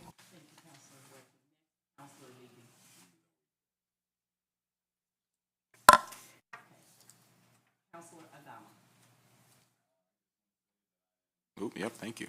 Just want to say that this is my first meeting and I'm super happy to be here. I'll have to figure out everything about council activities and upcoming events. I don't know what I'm allowed to do in my capacity yet, but thank you again. Thank you, Councilor Dama. Councilor Terrell. Hey, thank you, President Duncan. On April 21st, we had an Earth Day celebration at Merrill Elementary. My former employer and our partner with Merrill Elementary came through Frito-Lay, and Chester Cheeto and the Frito-Lay staff came to hang out with our students and staff, passing out chips to everyone and helping, with a little small neighborhood cleanup. They just went around with Chester Cheeto, picked up some garbage around the neighborhood, and it was we did the same thing last year. It was pretty fun. It's always good to see my former employer Frito-Lay coming in and supporting the youth in our community and giving back in every way that they can, and I never expected less from them. Councilor Levy was also present at the time doing his job for Aramark and, bothering me a little bit. But me and him got to take a picture with Chester Cheeto while he was there, and they posted, I don't know if you knew, but they had posted a picture of us, me and you, at the Frito-Lay site. So, it is what it is. But thank you again to my former employer, Frito-Lay PepsiCo, for, as I said, supporting our youth and the community as a whole, the whole city of Beloit, and doing what they do here, as well as doing, phenomenal business in the city of Beloit. And also wanted to welcome Yusuf Adama onto the council for his first meeting with us. And thank you to Clinton Anderson for his new position as state representative for the 45th district. you obviously in attendance, Clint. Thank you for being a mentor, and thank you for everything you've done on this council. You've done some really good things for us, and we're definitely glad to serve with you. And being that it is a historical moment right now with 4 African American city councilors serving at one time for the first time in history, is something a great thing to be a part of. But we will not lose sight on all people in the city of Beloit. We will do for everybody. Nothing is going to change as long, and I'm trying to find a word, but nothing's going to change. We're going to always do what we came to do, what we got elected to do, to serve everybody in the city of Beloit, even given the historical moment that we're in right now. It's a good thing to be a part of, and I just want to leave it there. Thank you. Thank you, Councilor Trill. Next, Councilor Day. I just want to mention one thing. Over the weekend, my wife and I stumbled on this, and I don't know if anybody watches Discover Wisconsin, but they're in their 33rd season, and we saw episode 7, which was about the city of Beloit. It's an amazing production about the city, so I would say if anybody gets a chance to see it, take the time. It's half an hour long, and you're going to learn a lot about our city and the good things that are going on. So that's all I had. Thank you. Thank you, Councilor Day. Next, Vice President Forbeck. Yes, well, I had the opportunity, along with Kevin Levy, to be at the Community Development Authority meeting, where we decided some important things about ARPA monies. And I just want to say that I'm so pleased. It's a pleasure for Kevin and I know, to be with the volunteers who serve on that committee. They're excellent, and they take this very seriously. One other thing upcoming is our SLATS meeting on Monday, led by our fearless leader, TJ Nee. And I always want to brag up SLATS, because so often somebody is talking about city government and they're talking about, well, does anybody ever talk to each other? Well, I'll tell you, yes, they do. And there are maybe, 8, I want to say, 10 entities that work together to make sure that everybody is doing the best job we can do with our streets and our sidewalks and our bike lanes, etc. So I'm really proud to serve on that commission. It's important work they do. And that's it. Thank you, Vice President Forbeck. Now for my report. First, our council had the reorganization meeting on Tuesday, April 18th of 2023. On that date, history was made in our great city of Beloit. This is something that we can all celebrate and be proud of. It was also significant to have former Councilor Walter Knight join in the ceremony to share some words of wisdom with us. So thank you, Mr. Knight, and everyone who attended, and congratulations again to Councilor Adama, Councilor Blakely, and Vice President Forbeck. Together, we will continue to move our city forward. Also, special thanks to Pam Lathrop and our city staff for all their efforts, too. Next, for my councilor activities, I attended the Public Safety Roundtable hosted by the Greater Beloit Economic Development Corporation, and along with my colleagues, I attended the Park Improvement ARPA Workshop. And on Saturday, I participated in the Community Health Fair, which was hosted by the Black Coalition of Churches. I want to give a huge thanks to everyone that took part in the success of the event, especially our Deputy Community Development Director, Terry Downing. Terry did an amazing job communicating to concerned residents about affordable housing and homelessness. She also did really well in explaining resources and all that the City of Beloit and Council are doing to ensure that everyone has a better quality of life. Thank you, Terry, for your leadership and for taking time on Saturday to join me in this presentation. One mic went out, so I had to come to the other one. I am so grateful that we have such a dedicated team of individuals working for the City of Beloit. That said, I also want to express my sincere appreciation to Representative Clinton Anderson and Senator Mark Spreitzer for coming today to recognize our police officers for saving the life of a child and bringing them a citation from the state. And we also had Representative Shutt to join in also. It means a lot that our legislators came here in person and that they are spreading the good work that our police department is doing here in Beloit. Last but not least, I want to acknowledge and thank Senator Tammy Baldwin for visiting our city and highlighting the $1 million federal investment she helped secure for Rock County to support our small and minority-owned businesses, which will help create jobs and boost our local economy. Senator Baldwin also helped pass legislation to invest $230 million in community policing grants to fund police mental health support, funding for body cameras, and resources to help train police to safely manage situations with people who are faced with mental health challenges. I must mention that Senator Baldwin also strongly advocated in the naming of the USS Beloit to honor our city of Beloit and the contributions of our military. And she keeps putting us on the map. Again, many thanks, Senator Tammy Baldwin. It's great to have people helping to tell our stories because there are so many good things happening in Beloit, and I am sure there'll be more to come. This ends my council report for this evening. Next, item 11. Item 11 is City Manager presentation. 11A is presentation by Chief Andre Sales regarding the 2022 Police Department Annual Report. At this time, Police Chief Andre Sales will provide us with an update. Well, good evening. I'm waiting to see if the presentation comes up. We got a couple pages to go through. I'll try to get through them quickly. Deputy Chief Griffin said if I didn't finish fast, they were going to fell us on our next fire inspection at the police department. So I'll speed up. All right, if you can just go to page 3 for me, that's where I'll start at. Nobody needs to see my picture again. So some of the things that we created at the Beloit Police Department over the 2021 and 2022 season was making sure that our vision statement, our mission statement, our values of the Beloit Police Department represented what we wanted to do as a police department for our community. So if you look at our vision statement, it's a community free of crime, built on trust and unity. Once I get to the statistics, you'll see how we built that community that's free of crime with trust and unity within regards to our community members. Also, our mission of the Beloit Police Department is to create safer neighborhoods by reducing crime, fear, and disorder through community collaboration, using honorable, progressive policing. Some of the things that's not in this presentation is going to be our community collaboration.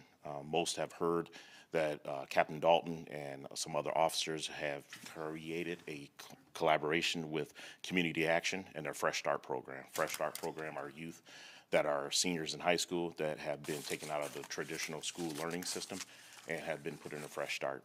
Ever since January, we spent about, I think his numbers were 97 hours with those individuals, even to the point where on May 11th, we're gonna have a Kicking for Fresh Start kickball competition against those young kids over there. We truly believe investing in our youth is going to help change our community. One number that we don't have in this presentation is this morning I looked up, we had 11.9% reduction in violent crime throughout the city of Beloit. And it's going in and talking to those youth and letting them know that they have a better way to be involved in the community instead of being in felonious activities within our community. Our values of the Beloit Police Department are to be guardians.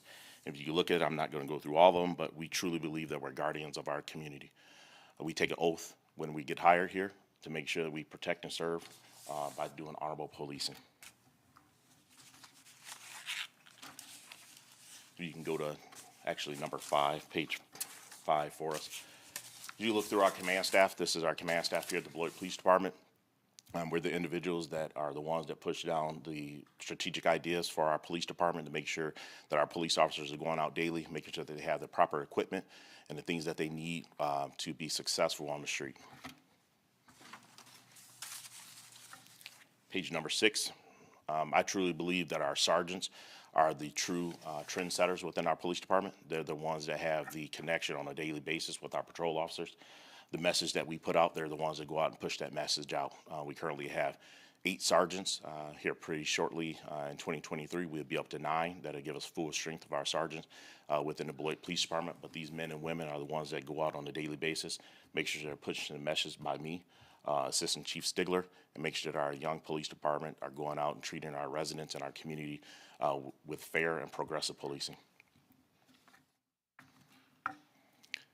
Our next page is going to be our areas within the city of Beloit. We condensed this probably about 5 or 6 years ago We normally had 8 areas in the city of Beloit. We condensed it down to 6. If you look at it, I'll go with 1 through 6. 1 is going to be our Walmart area out up into White Avenue and Milwaukee Road.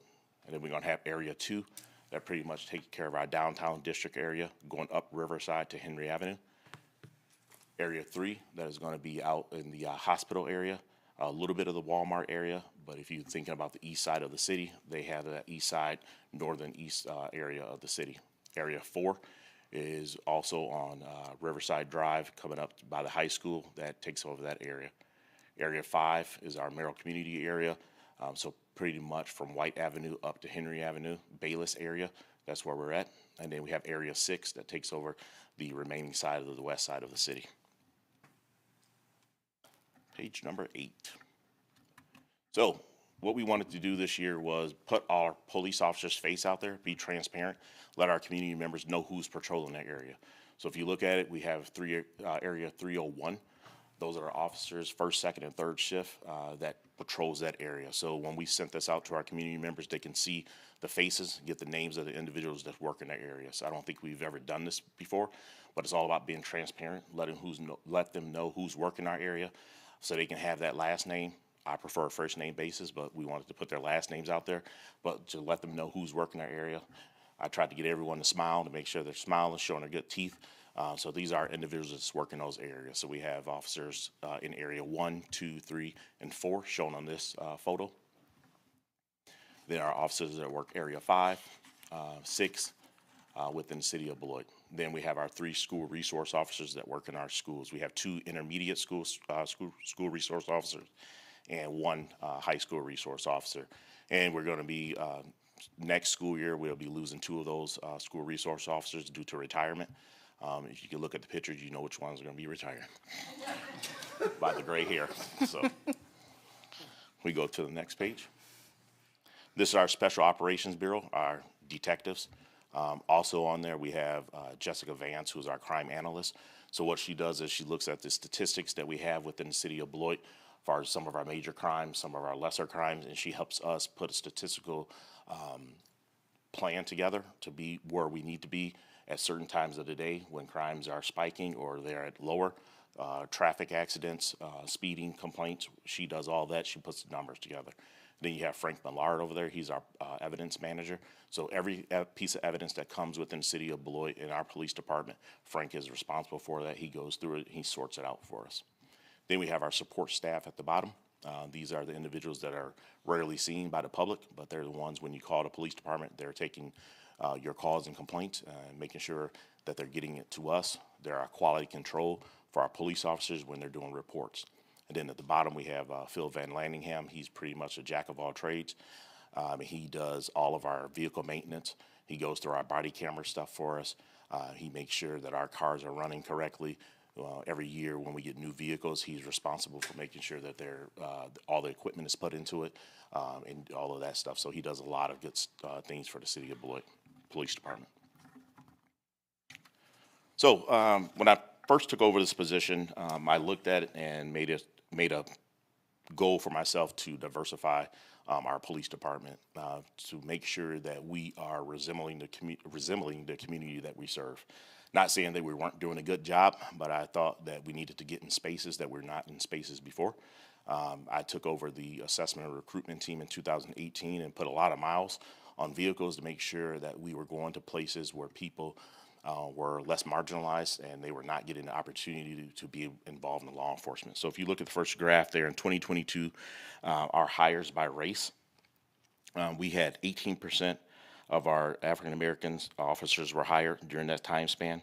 15% were of Hispanic descent, and we had 3% of American Indian, and then we had 64% Caucasian. If you look at our city of Beloit representation as far as race, they pretty much match everything.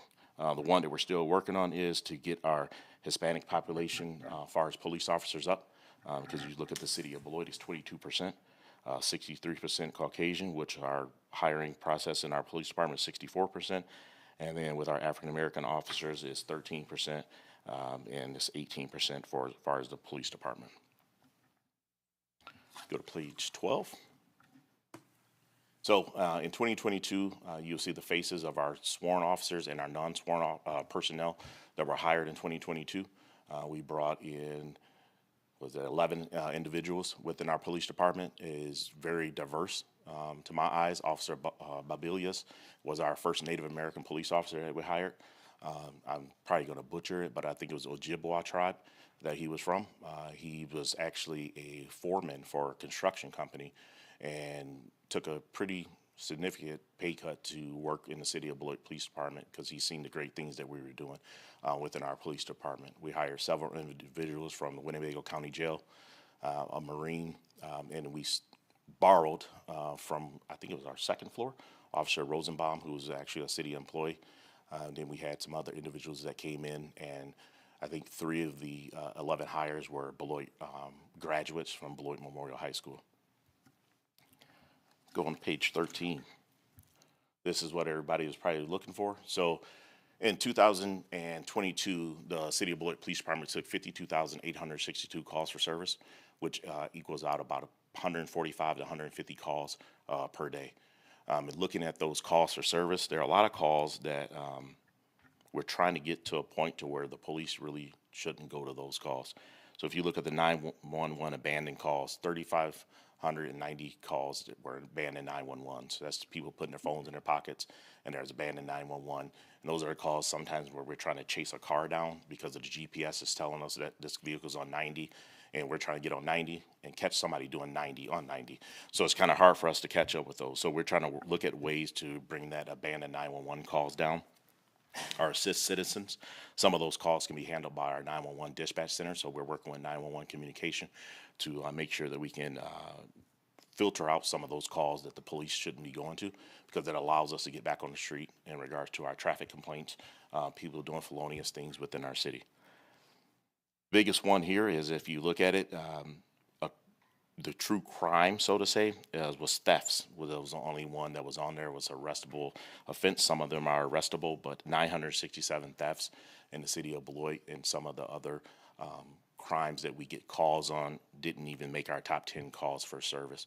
So this brings to light that the perception that is always placed on the city of Beloit in regards to us being a city ridden with crime, the numbers that are true numbers, statistics that anybody can look up, that stigma should be starting to go away.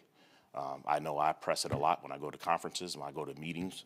I tell people, the Beloit you think you know is not the Beloit that I work in, and the Beloit that the young men and women of the Beloit Police Department works in. So I love to get this information out, always push it out to let them know. Just because you've seen one thing on the news in March and it's November doesn't mean that's representation of the city of Beloit. We seized 108 firearms during traffic stops and search warrants last year. We made 2,663 arrests during that time. Last year, we also made a pledge to up our traffic stops. In 2021, we made about 3,100 traffic stops. And then last year, we made 6,285 traffic stops. I know when people look at that, they say, oh my gosh, you're just pulling people over. But if you look down there, citations issued out of those 6,200 traffic stops, there were 1,700 citations issued. And then we gave 3,700 warnings. Our job was to go out and educate the community. During the pandemic, people were driving a little reckless, so we needed to go back out and educate people on the proper ways to drive. So our job wasn't just to go out and write citations to people, but it was to lend that education piece to it. Yes, people need to get citations sometimes, because if we catch you second, third, fourth, fifth time, then you need to be corrected in your behavior with a nice coupon for some money. We had 988 traffic accidents in the city of Beloit. I looked it up. Over the last 5 years, we averaged about 1,200 traffic stops. So if you look at the correlation, we make the traffic stops, our accidents within our city goes down. And what does that help our citizens do? It helps them get a little bit of relief within their insurance policies, when the national average can show that our traffic accidents are going down, and it helps out with our community's insurance policies. We had 227 drunk driving arrests in the city of Beloit. Myself and Captain Dalton did make a challenge to our third shift individuals to do it the right way, but to get those numbers up, because let's face it, we know that there are people out here partaking in alcohol and then getting behind the wheel and driving. One of the things that I've championed the most was making sure that we are making sure our citizens that are not involved in felonious activity are safe. 2021, we had 101 shots fired complaints in the city of Beloit. Last year, we had 48, which is a 52% decrease. So once again, that stigma that people have, I wasn't going to do this and I wasn't going to put it on the sheet, but I compared it to other agencies that is within our region, and our numbers were far better than what people put out of their agencies. I'm not calling out other agencies, but I want people in this community to understand that it is not an anomaly only for the city of Beloit, that it happens everywhere, but our numbers, I would take them up and put them up against anyone. And I'm a sports person, so I always think statistics work the best. So I always tell people, show me your numbers, I'll show you my numbers. And we always come out within the top 3. Gunshot victims. 2021, we had 16 people shot by gunfire. 2022, we had 2. 86% decrease. Homicides, 2021, we had 4. Last year, we had 3. Later this year or sometime in the next couple of months, those numbers probably will be from 2022 be down to 1. I won't get into that too much, but I'll make sure I let you all know about that. Robberies in the city of Beloit, 2021, we had 29. 2022, we had 26, which is a 10% decrease. The thing I want to emphasize the most on our robberies is, when looking at it, 22 of those robberies were robberies that people knew each other. And it didn't help us to solve them because we have that still culture of no snitching. So 22 out of 26 robberies, those people had a relationship with the person. It is drug dealers against drug dealers, breaking in homes, robbing people, and then only 4 were where people did not know the suspect that robbed them. Throughout my entire career, I've been a person that really champions community collaboration, especially community policing. So like every year, we were able to be with the Shop with a Hero event that is always in December. The fire department also takes part of that, along with our National Guard here in the city of Beloit.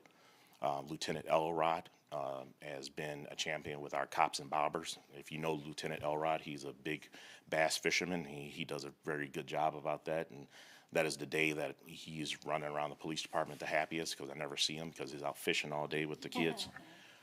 We had our National Night Out last year. That's always the first week of August. Last year we did a very unique thing. Now Captain Everhart came up with a great idea of getting the steering wheel locks, and we were able to pass out, I think we got up to about 93 steering wheel locks last year. I'm not going to give away his thunder for this year, but we have another great opportunity to help our community out again with a device that we're going to be giving away during National Night Out. We're trying to get upwards of about 250 of them, so please come out when we announce when our National Night Out is. Speeches at the splash pad. One thing I looked at was the literacy problem that we have in the city of Beloit. So I wanted to keep kids continuing to learn throughout the summer. So we have speeches by the splash pads where kids can come out, give speeches, write poems, and read them to us. And then they had an opportunity to run through the splash pads with us. I know Sergeant Jamie Linder did a fantastic job of doing that.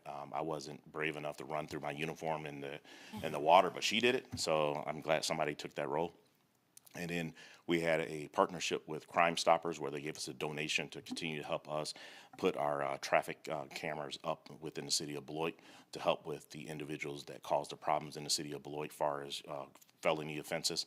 So when they're driving around the city of Beloit, we can have eyes on them when we're not around.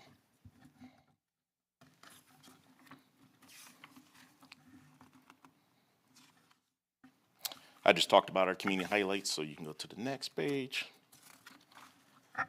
So accountability. Sometimes people think accountability is a 4-letter word, but I think it's a word that allows you to be the best that you can be. So we looked at our personnel complaints and how do we make sure our police officers are doing the right things when we're not looking. So like my mom always told me, you do the right thing inside the house, but when you go out on the streets, I don't know what you're doing. So make sure you're representing our family right. So we want to make sure our police department is representing the Beloit Police Department the right way. We had 26 internal complaints in regards to our 37 that we took in last year. So we held our police officers to a higher standard to make sure that they're doing the right things for our community members. So 26 of the 37 complaints that we had, personnel complaints, were generated by us when we looked at body camera, when we looked at reports, and we said, we don't think you did the right thing. You were not operating as a guardian within the city of Beloit. And we had 11 external complaints. I'm not saying that that was the only external complaints that we could have gotten, because maybe we need to do some education and somebody within the community didn't know how to file a complaint on our police officers. So that's something that we're going to look at, where we looked at this year to make sure we put that out on our Facebook page, put it out on our department website. Then the big one is use of force. On the left side of the thing, it talks about when can an officer use force on a person to achieve and maintain control of a resistive subject, to detain a person reasonably suspected of a criminal behavior, to make a lawful arrest in defense of self or others, and to prevent escape. The City of Beloit Police Department is unique to any other agency in the state of Wisconsin. Every time one of my police officers places their hands on a person, they have to complete a use of force report. I want to know when they're touching people. I want to know why they're touching individuals, and we document all of that to make sure that we are doing things the right way. I talked to several other people, other peers within the state of Wisconsin, and nobody's doing that. My job is I want to know why you're touching someone, why you're doing that, to make sure that we're doing it for the right reasons. Once again, it goes back to the accountability and that transparency to make sure we're doing things the right way. So out of our 52,000 calls that we took last year, there were 2,600 arrests, or 5% for calls for service. In regards to use of force, we used force on people 132 times, or 0.25% of the time. So sometimes you may hear, the police did this to me, the police touched me, they pushed me and did something. Less than 1% of the time when we have contact with somebody, we're using force on that person. And that means that we are physically putting our hands on a person. So it's less than 1% of the time, or 4.94% of the time when we make an arrest. That is the end of my report. Thank you for all allowing me to come out and present this today. Do we have any questions? Thank you, Chief Sales. I do have one question. What if I'll go back to this mic. Oh, there it goes. It's coming on. I just wanted to say, what if a person is watching tonight, and I just thank you for this presentation, because I'm sure all the counselors, we got our copies of this report. But if someone is watching from the public and they'd like to get a copy of the 2022 Police Department Annual Report that you just presented to us, what would they do? The first step would be you can call my administrative assistant, Lori Hazeltine, 608-364-6807. And she will be able to present that to you. It's also on our website. If you go to the City of Beloit website, go up under Police Department, it is right there on the first page, and they can click on that, and it's digital, and they can go scroll through it from there. And I believe you've been doing outreach on the east and west side of town? Yes, in March, we went on the east and west side of town to present this. Our biggest thing is holding ourselves accountable and making sure we're transparent to our community members, because we do work for them. And I don't want to be a chief or a police department that stays within our four walls, and we want to be out to our community and let them know what we're doing on a daily basis. Wonderful. Any other comments or questions? Thank you for keeping us. Oh, Councilor Adama. I would like to personally thank you. It's really awesome. I'm very heavily invested in monitoring policing around the country and just the state of, the relationship between law enforcement and the citizens they're supposed to protect. And anytime I'm in a conversation about this, I can always be very proud to talk about Beloit Police. It's really cool. I really thank you for taking such a community-driven approach. And you're right, it is absolutely very unique throughout Wisconsin and the state in general, or the country in general. I just wanted to say thank you for that. So, yeah, thank you. I'd like to briefly say something as well. Councilor Terrell. Hey, Chief Sales. I remember about maybe 5 or 6 years ago, before I ran for city council, one of the things that I had said in a meeting, I believe President Duncan, you was there when I said it, at the Merrill Center. I said that I believe the police department is not just here in Beloit, but everywhere. If they get more involved in the community and get more involved with their youth and let themselves be seen in a more humane way, that'll drive a positive response from, if you want to say, marginalized communities where they're seeing the more human side of police officers. I've said that way back then before you even became chief, and I'm seeing it being played in action now, and I believe it's like a really good approach. Obviously, it's working, and I'm just, like I say, happy to be a part of it. And then, like Yusuf kind of hinted to, watching the media and seeing things in the news about police departments and crimes going up. Some things can get political, but I can say about my colleagues here on the city council and as well as all our surrounding staff, we've been pretty, staying out of the way, letting you do your own thing, and we see the results of just knowing that we made the right hire, brought in the right person to do the job and to run the city. And I'm just very happy of everything I'm seeing right now. Thank you, Chief Sales, for all you do, your staff, and all the people surrounding and helping out. Thank you very much. I think the biggest thing is a lot of people praise me for this, but they forget about the men and women that go out on a daily basis. I'm a person that say this is what we should be doing. They're the ones that go out and run through the brick wall for the police department. So they're those men and women on a daily basis that go out, work those 10, 12, 14-hour shifts. They're the ones that deserve all the praise. I'll take my 2%, but they should get the 98%. You went back 5 years, but I'm going back 19 years. I seen you as a little guy out there, and I was buying you Snickers and all this other stuff, and you're trying to kick me in the ankle. So I was a little snot-nosed knucklehead back in the day, but I had to grow up a little bit. And then even to get to that point, back in those days, I could say that things were a little bit controversial with the policing at the time, but given whoever you talk to. But nowadays, like I say, when I run into residents these days, they're saying a lot of positive things about Beloit PD. I haven't heard anything necessarily negative. I'm surprised when I do hear something negative. So, and then, I'm out in the public all the time. I'm talking to people all the time. So that just goes into the way the department is being ran, as well as your staff, the other police officers out there, always good interactions with them. And, just want to throw that out there. Thank you. And I'll just end by saying thank you for this report, because I believe this is the first time we've had a report this detailed, not only for us, but for the entire community. So thank you for that. And also thank you to you, your staff, and all the officers for keeping us safe. Appreciate you. Next item. Item 11B is City Manager Update. Hi, everybody. Briefly, Drew, Terry, and I will be going to Washington on Wednesday for part of the as part of the grant that we were awarded through ICMA. Beth will be our acting city manager while I'm gone. That's all I have. Oh, and I attended the League of Women Voters annual meeting on Saturday. I got asked some tough questions. I'll follow up with you all later. Item 12 is reports from boards and city officers. 12A is consideration of Resolution 2023-065, authorizing city staff to move ARPA Park Improvement Program projects to the design phase and reallocating ARPA Homeless Liaison Program funds. For the record, Councilor Levy will recuse himself from this item. Next, our Director of Parks and Recreation, Matt Amundson, will present. Good evening, Council. Good evening.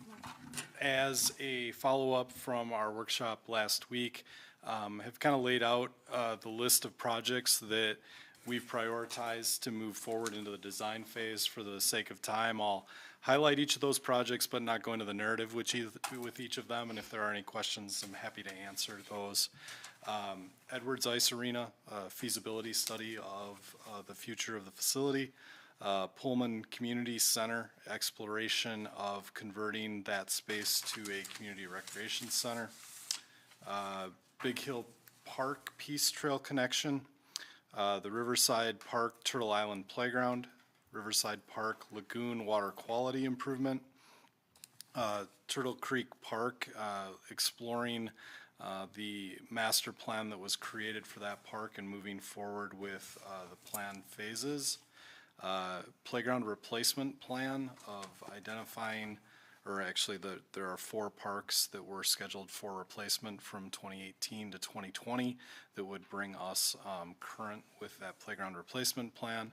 And then improvements and upgrades at the splash pads at Summit and Vernon that would focus on increasing shade and kind of the comfort features at each of those facilities, along with improvements in ADA compliance to the restrooms at those locations. The next step would be to move those projects into the design phase, which would include, in a lot of cases, identifying a consultant that would engage the public in community engagement to discuss the design of those projects and kind of taking those to the next step forward, along with a couple projects, the Peace Trail, as well as the Riverside Park Lagoon, that would be designed in-house with engineering staff through Public Works.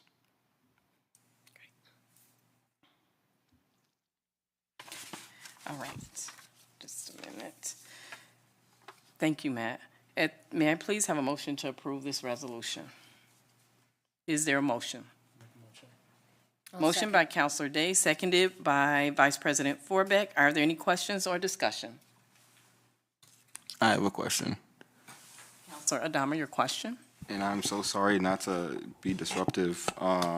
Is there any way to hold off the relocation of the ARPA from the rest of it and still pass so we can get these projects going? I don't want to hold it up, but if the meaning or the reason for people not applying was genuinely confusion, and I know that there are some very dedicated community members that are involved in some of those groups, and I do think we should give them a chance. If it's not possible to separate them, then I understand, but if it is possible, I'd like to explore that. Can you clarify for us?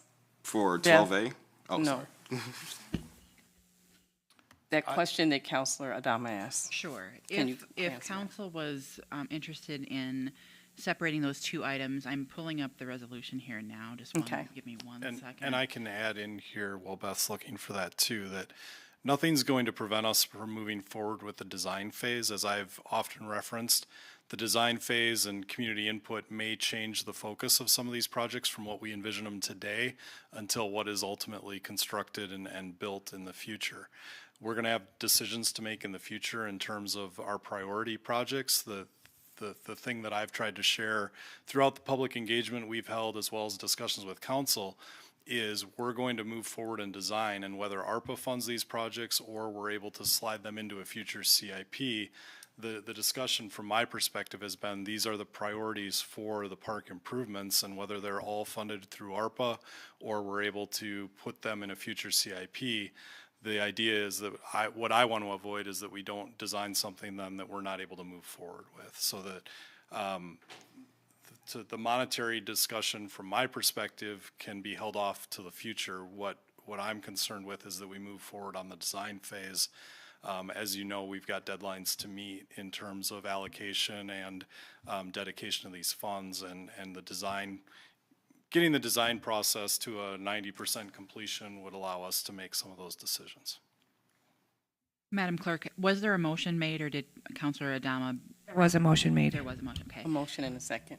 It was a So- motion and a second. Right, so it is possible to strike number 2 under the now therefore be it resolved paragraph to remove the reallocation of the $350,000 if that's what council desires. Currently, there's a motion to approve that resolution as presented, so that would have to be withdrawn, or need to be a motion to amend, actually, which would have to be seconded. You vote on the amendment, then you can come back and vote on the merits if that's what was desired. I'll make a motion to amend. For clarity's sake, it would be a motion to amend the original motion to strike number 2 under the now therefore be it resolved paragraph on resolution 2023-065. All that. Okay. So we would need a second to that motion to amend if that were, if someone was willing. I'll second that, so we can discuss. So now, Madam President, you would allow some discussion before you would take a vote on the amendment. Okay, for discussion, Vice President Forbeck, you can begin the conversation. Well, I'm just wondering, Beth, maybe you can help me out on this. If we go ahead with this amendment, there still could be a resolution at our next council meeting. how would it go? You know, how, would we have to have another meeting to discuss this? Well, we would need some guidance from council tonight as to what you want to do. I would imagine the request was to meet with staff to further flesh out maybe what the requirements would be. We would have to bring that back to council for ultimate decision about whether or not you'd want to change the program requirements for the home liaison program. So it would not happen by the next meeting because the deadline for that is Friday. It would probably be a meeting in June or July. And just remember that you're running up against a deadline to obligate these funds by the end of 2024. Councilor Day. So just the reason we did this is because we moved the funds into the park and recs area because really there wasn't a place for it. So we felt it was a good use of the money. And it still stays there. It doesn't mean that we can't change it down the road. And what Matt's saying is once we go through the design and then we get estimates, that's going to be months down the road. So it doesn't really matter where the money's at. It allows them to have more time to talk about it, but at least we put it in an area that we know it's going to be put to good use for right now with the resolution the way it's written. That's my comment. Yep. Mm-hmm. Any other comments or question? Would we still be able to approve everything else if we did hold the $350,000 for now? Or will we have to do the whole thing? No, you made a motion to strike that paragraph, so right now on the table is a motion to approve the resolution without the $350,000 being reallocated. Okay. Any further discussion? Okay, we have a motion and a second. All in favor say aye. Aye. Nay. Nay. Perhaps we get some clarity from Madam Clerk to do a roll call vote on that, please.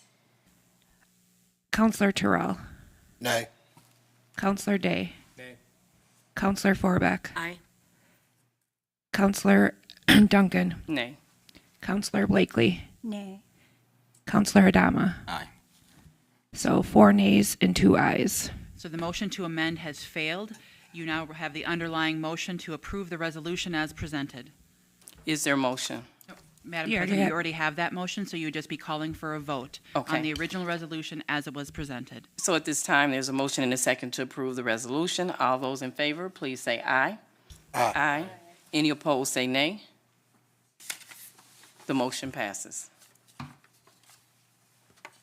Item 12B is consideration of Resolution 2023-063, approving a second amendment to the intergovernmental agreement between the City of Beloit, Wisconsin, and the City of South Beloit, Illinois, for fire chief services. Can we have Counselor Levy to come back?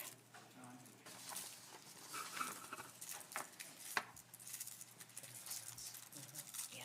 Yes, it does. Yep. I'm totally comfortable with it.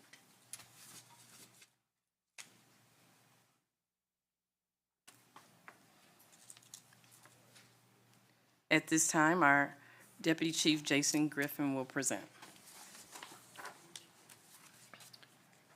Want me to wait for Mr. Levy? Here he comes now. Okay.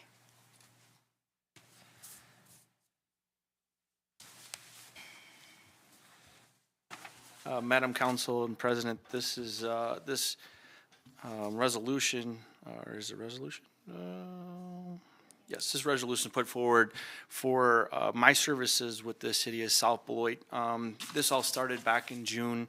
June 1st is actually when this all started, and this intergovernment agreement over state lines was something new that I've never heard of, and a lot of people haven't. So since then, the services down in South Beloit, the city staff down there thought that this is working really, really, really well, and they've actually extended this for 4 more years. So it increases the service to the area, and it also increases the response times to our lower side of South Beloit. This building itself, South Beloit, is closer than Beloit fire stations are. So those services, minutes count and seconds count when somebody's have a medical emergency or a fire emergency. So this agreement is for both services is working really well at this time. Okay, thank you. May I please have a motion to approve this resolution? I will second. Moved by Vice President Forbeck, seconded by Councilor Blakely. Are there any questions or discussion? Madam President, Go ahead, Councilor I Blakely. just want to say I'm very well impressed with how this has all been going. Thank you very much. I think this intergovernmental cooperation is very good for our communities. Thank you. Thank you. And I just wanted to mention that this was approved last year, and we're just extending this for the next 4 years. So if there are no other further questions or discussion, at this time, we have a motion and a second to approve the resolution. All those in favor, please say aye. Aye. Any opposed, say nay. The motion passes. Item 12C is the City Council may adjourn into closed session pursuant to Section 19.85 Sub 1 Sub E, Wisconsin statute, for the purpose of deliberating or negotiating the purchasing of public properties, the investing of public funds, or conducting other specified public business whenever competitive or bargaining reasons require a closed session, namely to consider a potential real estate transaction related to part of 2300 Cooley Road. The City Council will not reconvene into open session.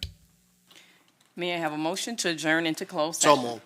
Moved by Councilor Terrell. Is there a second? Second. Second by Vice President Forbeck. Any questions or discussion? All those in favor, please say aye. Aye. Any opposed, say nay. The motion passes. We will now go into closed session.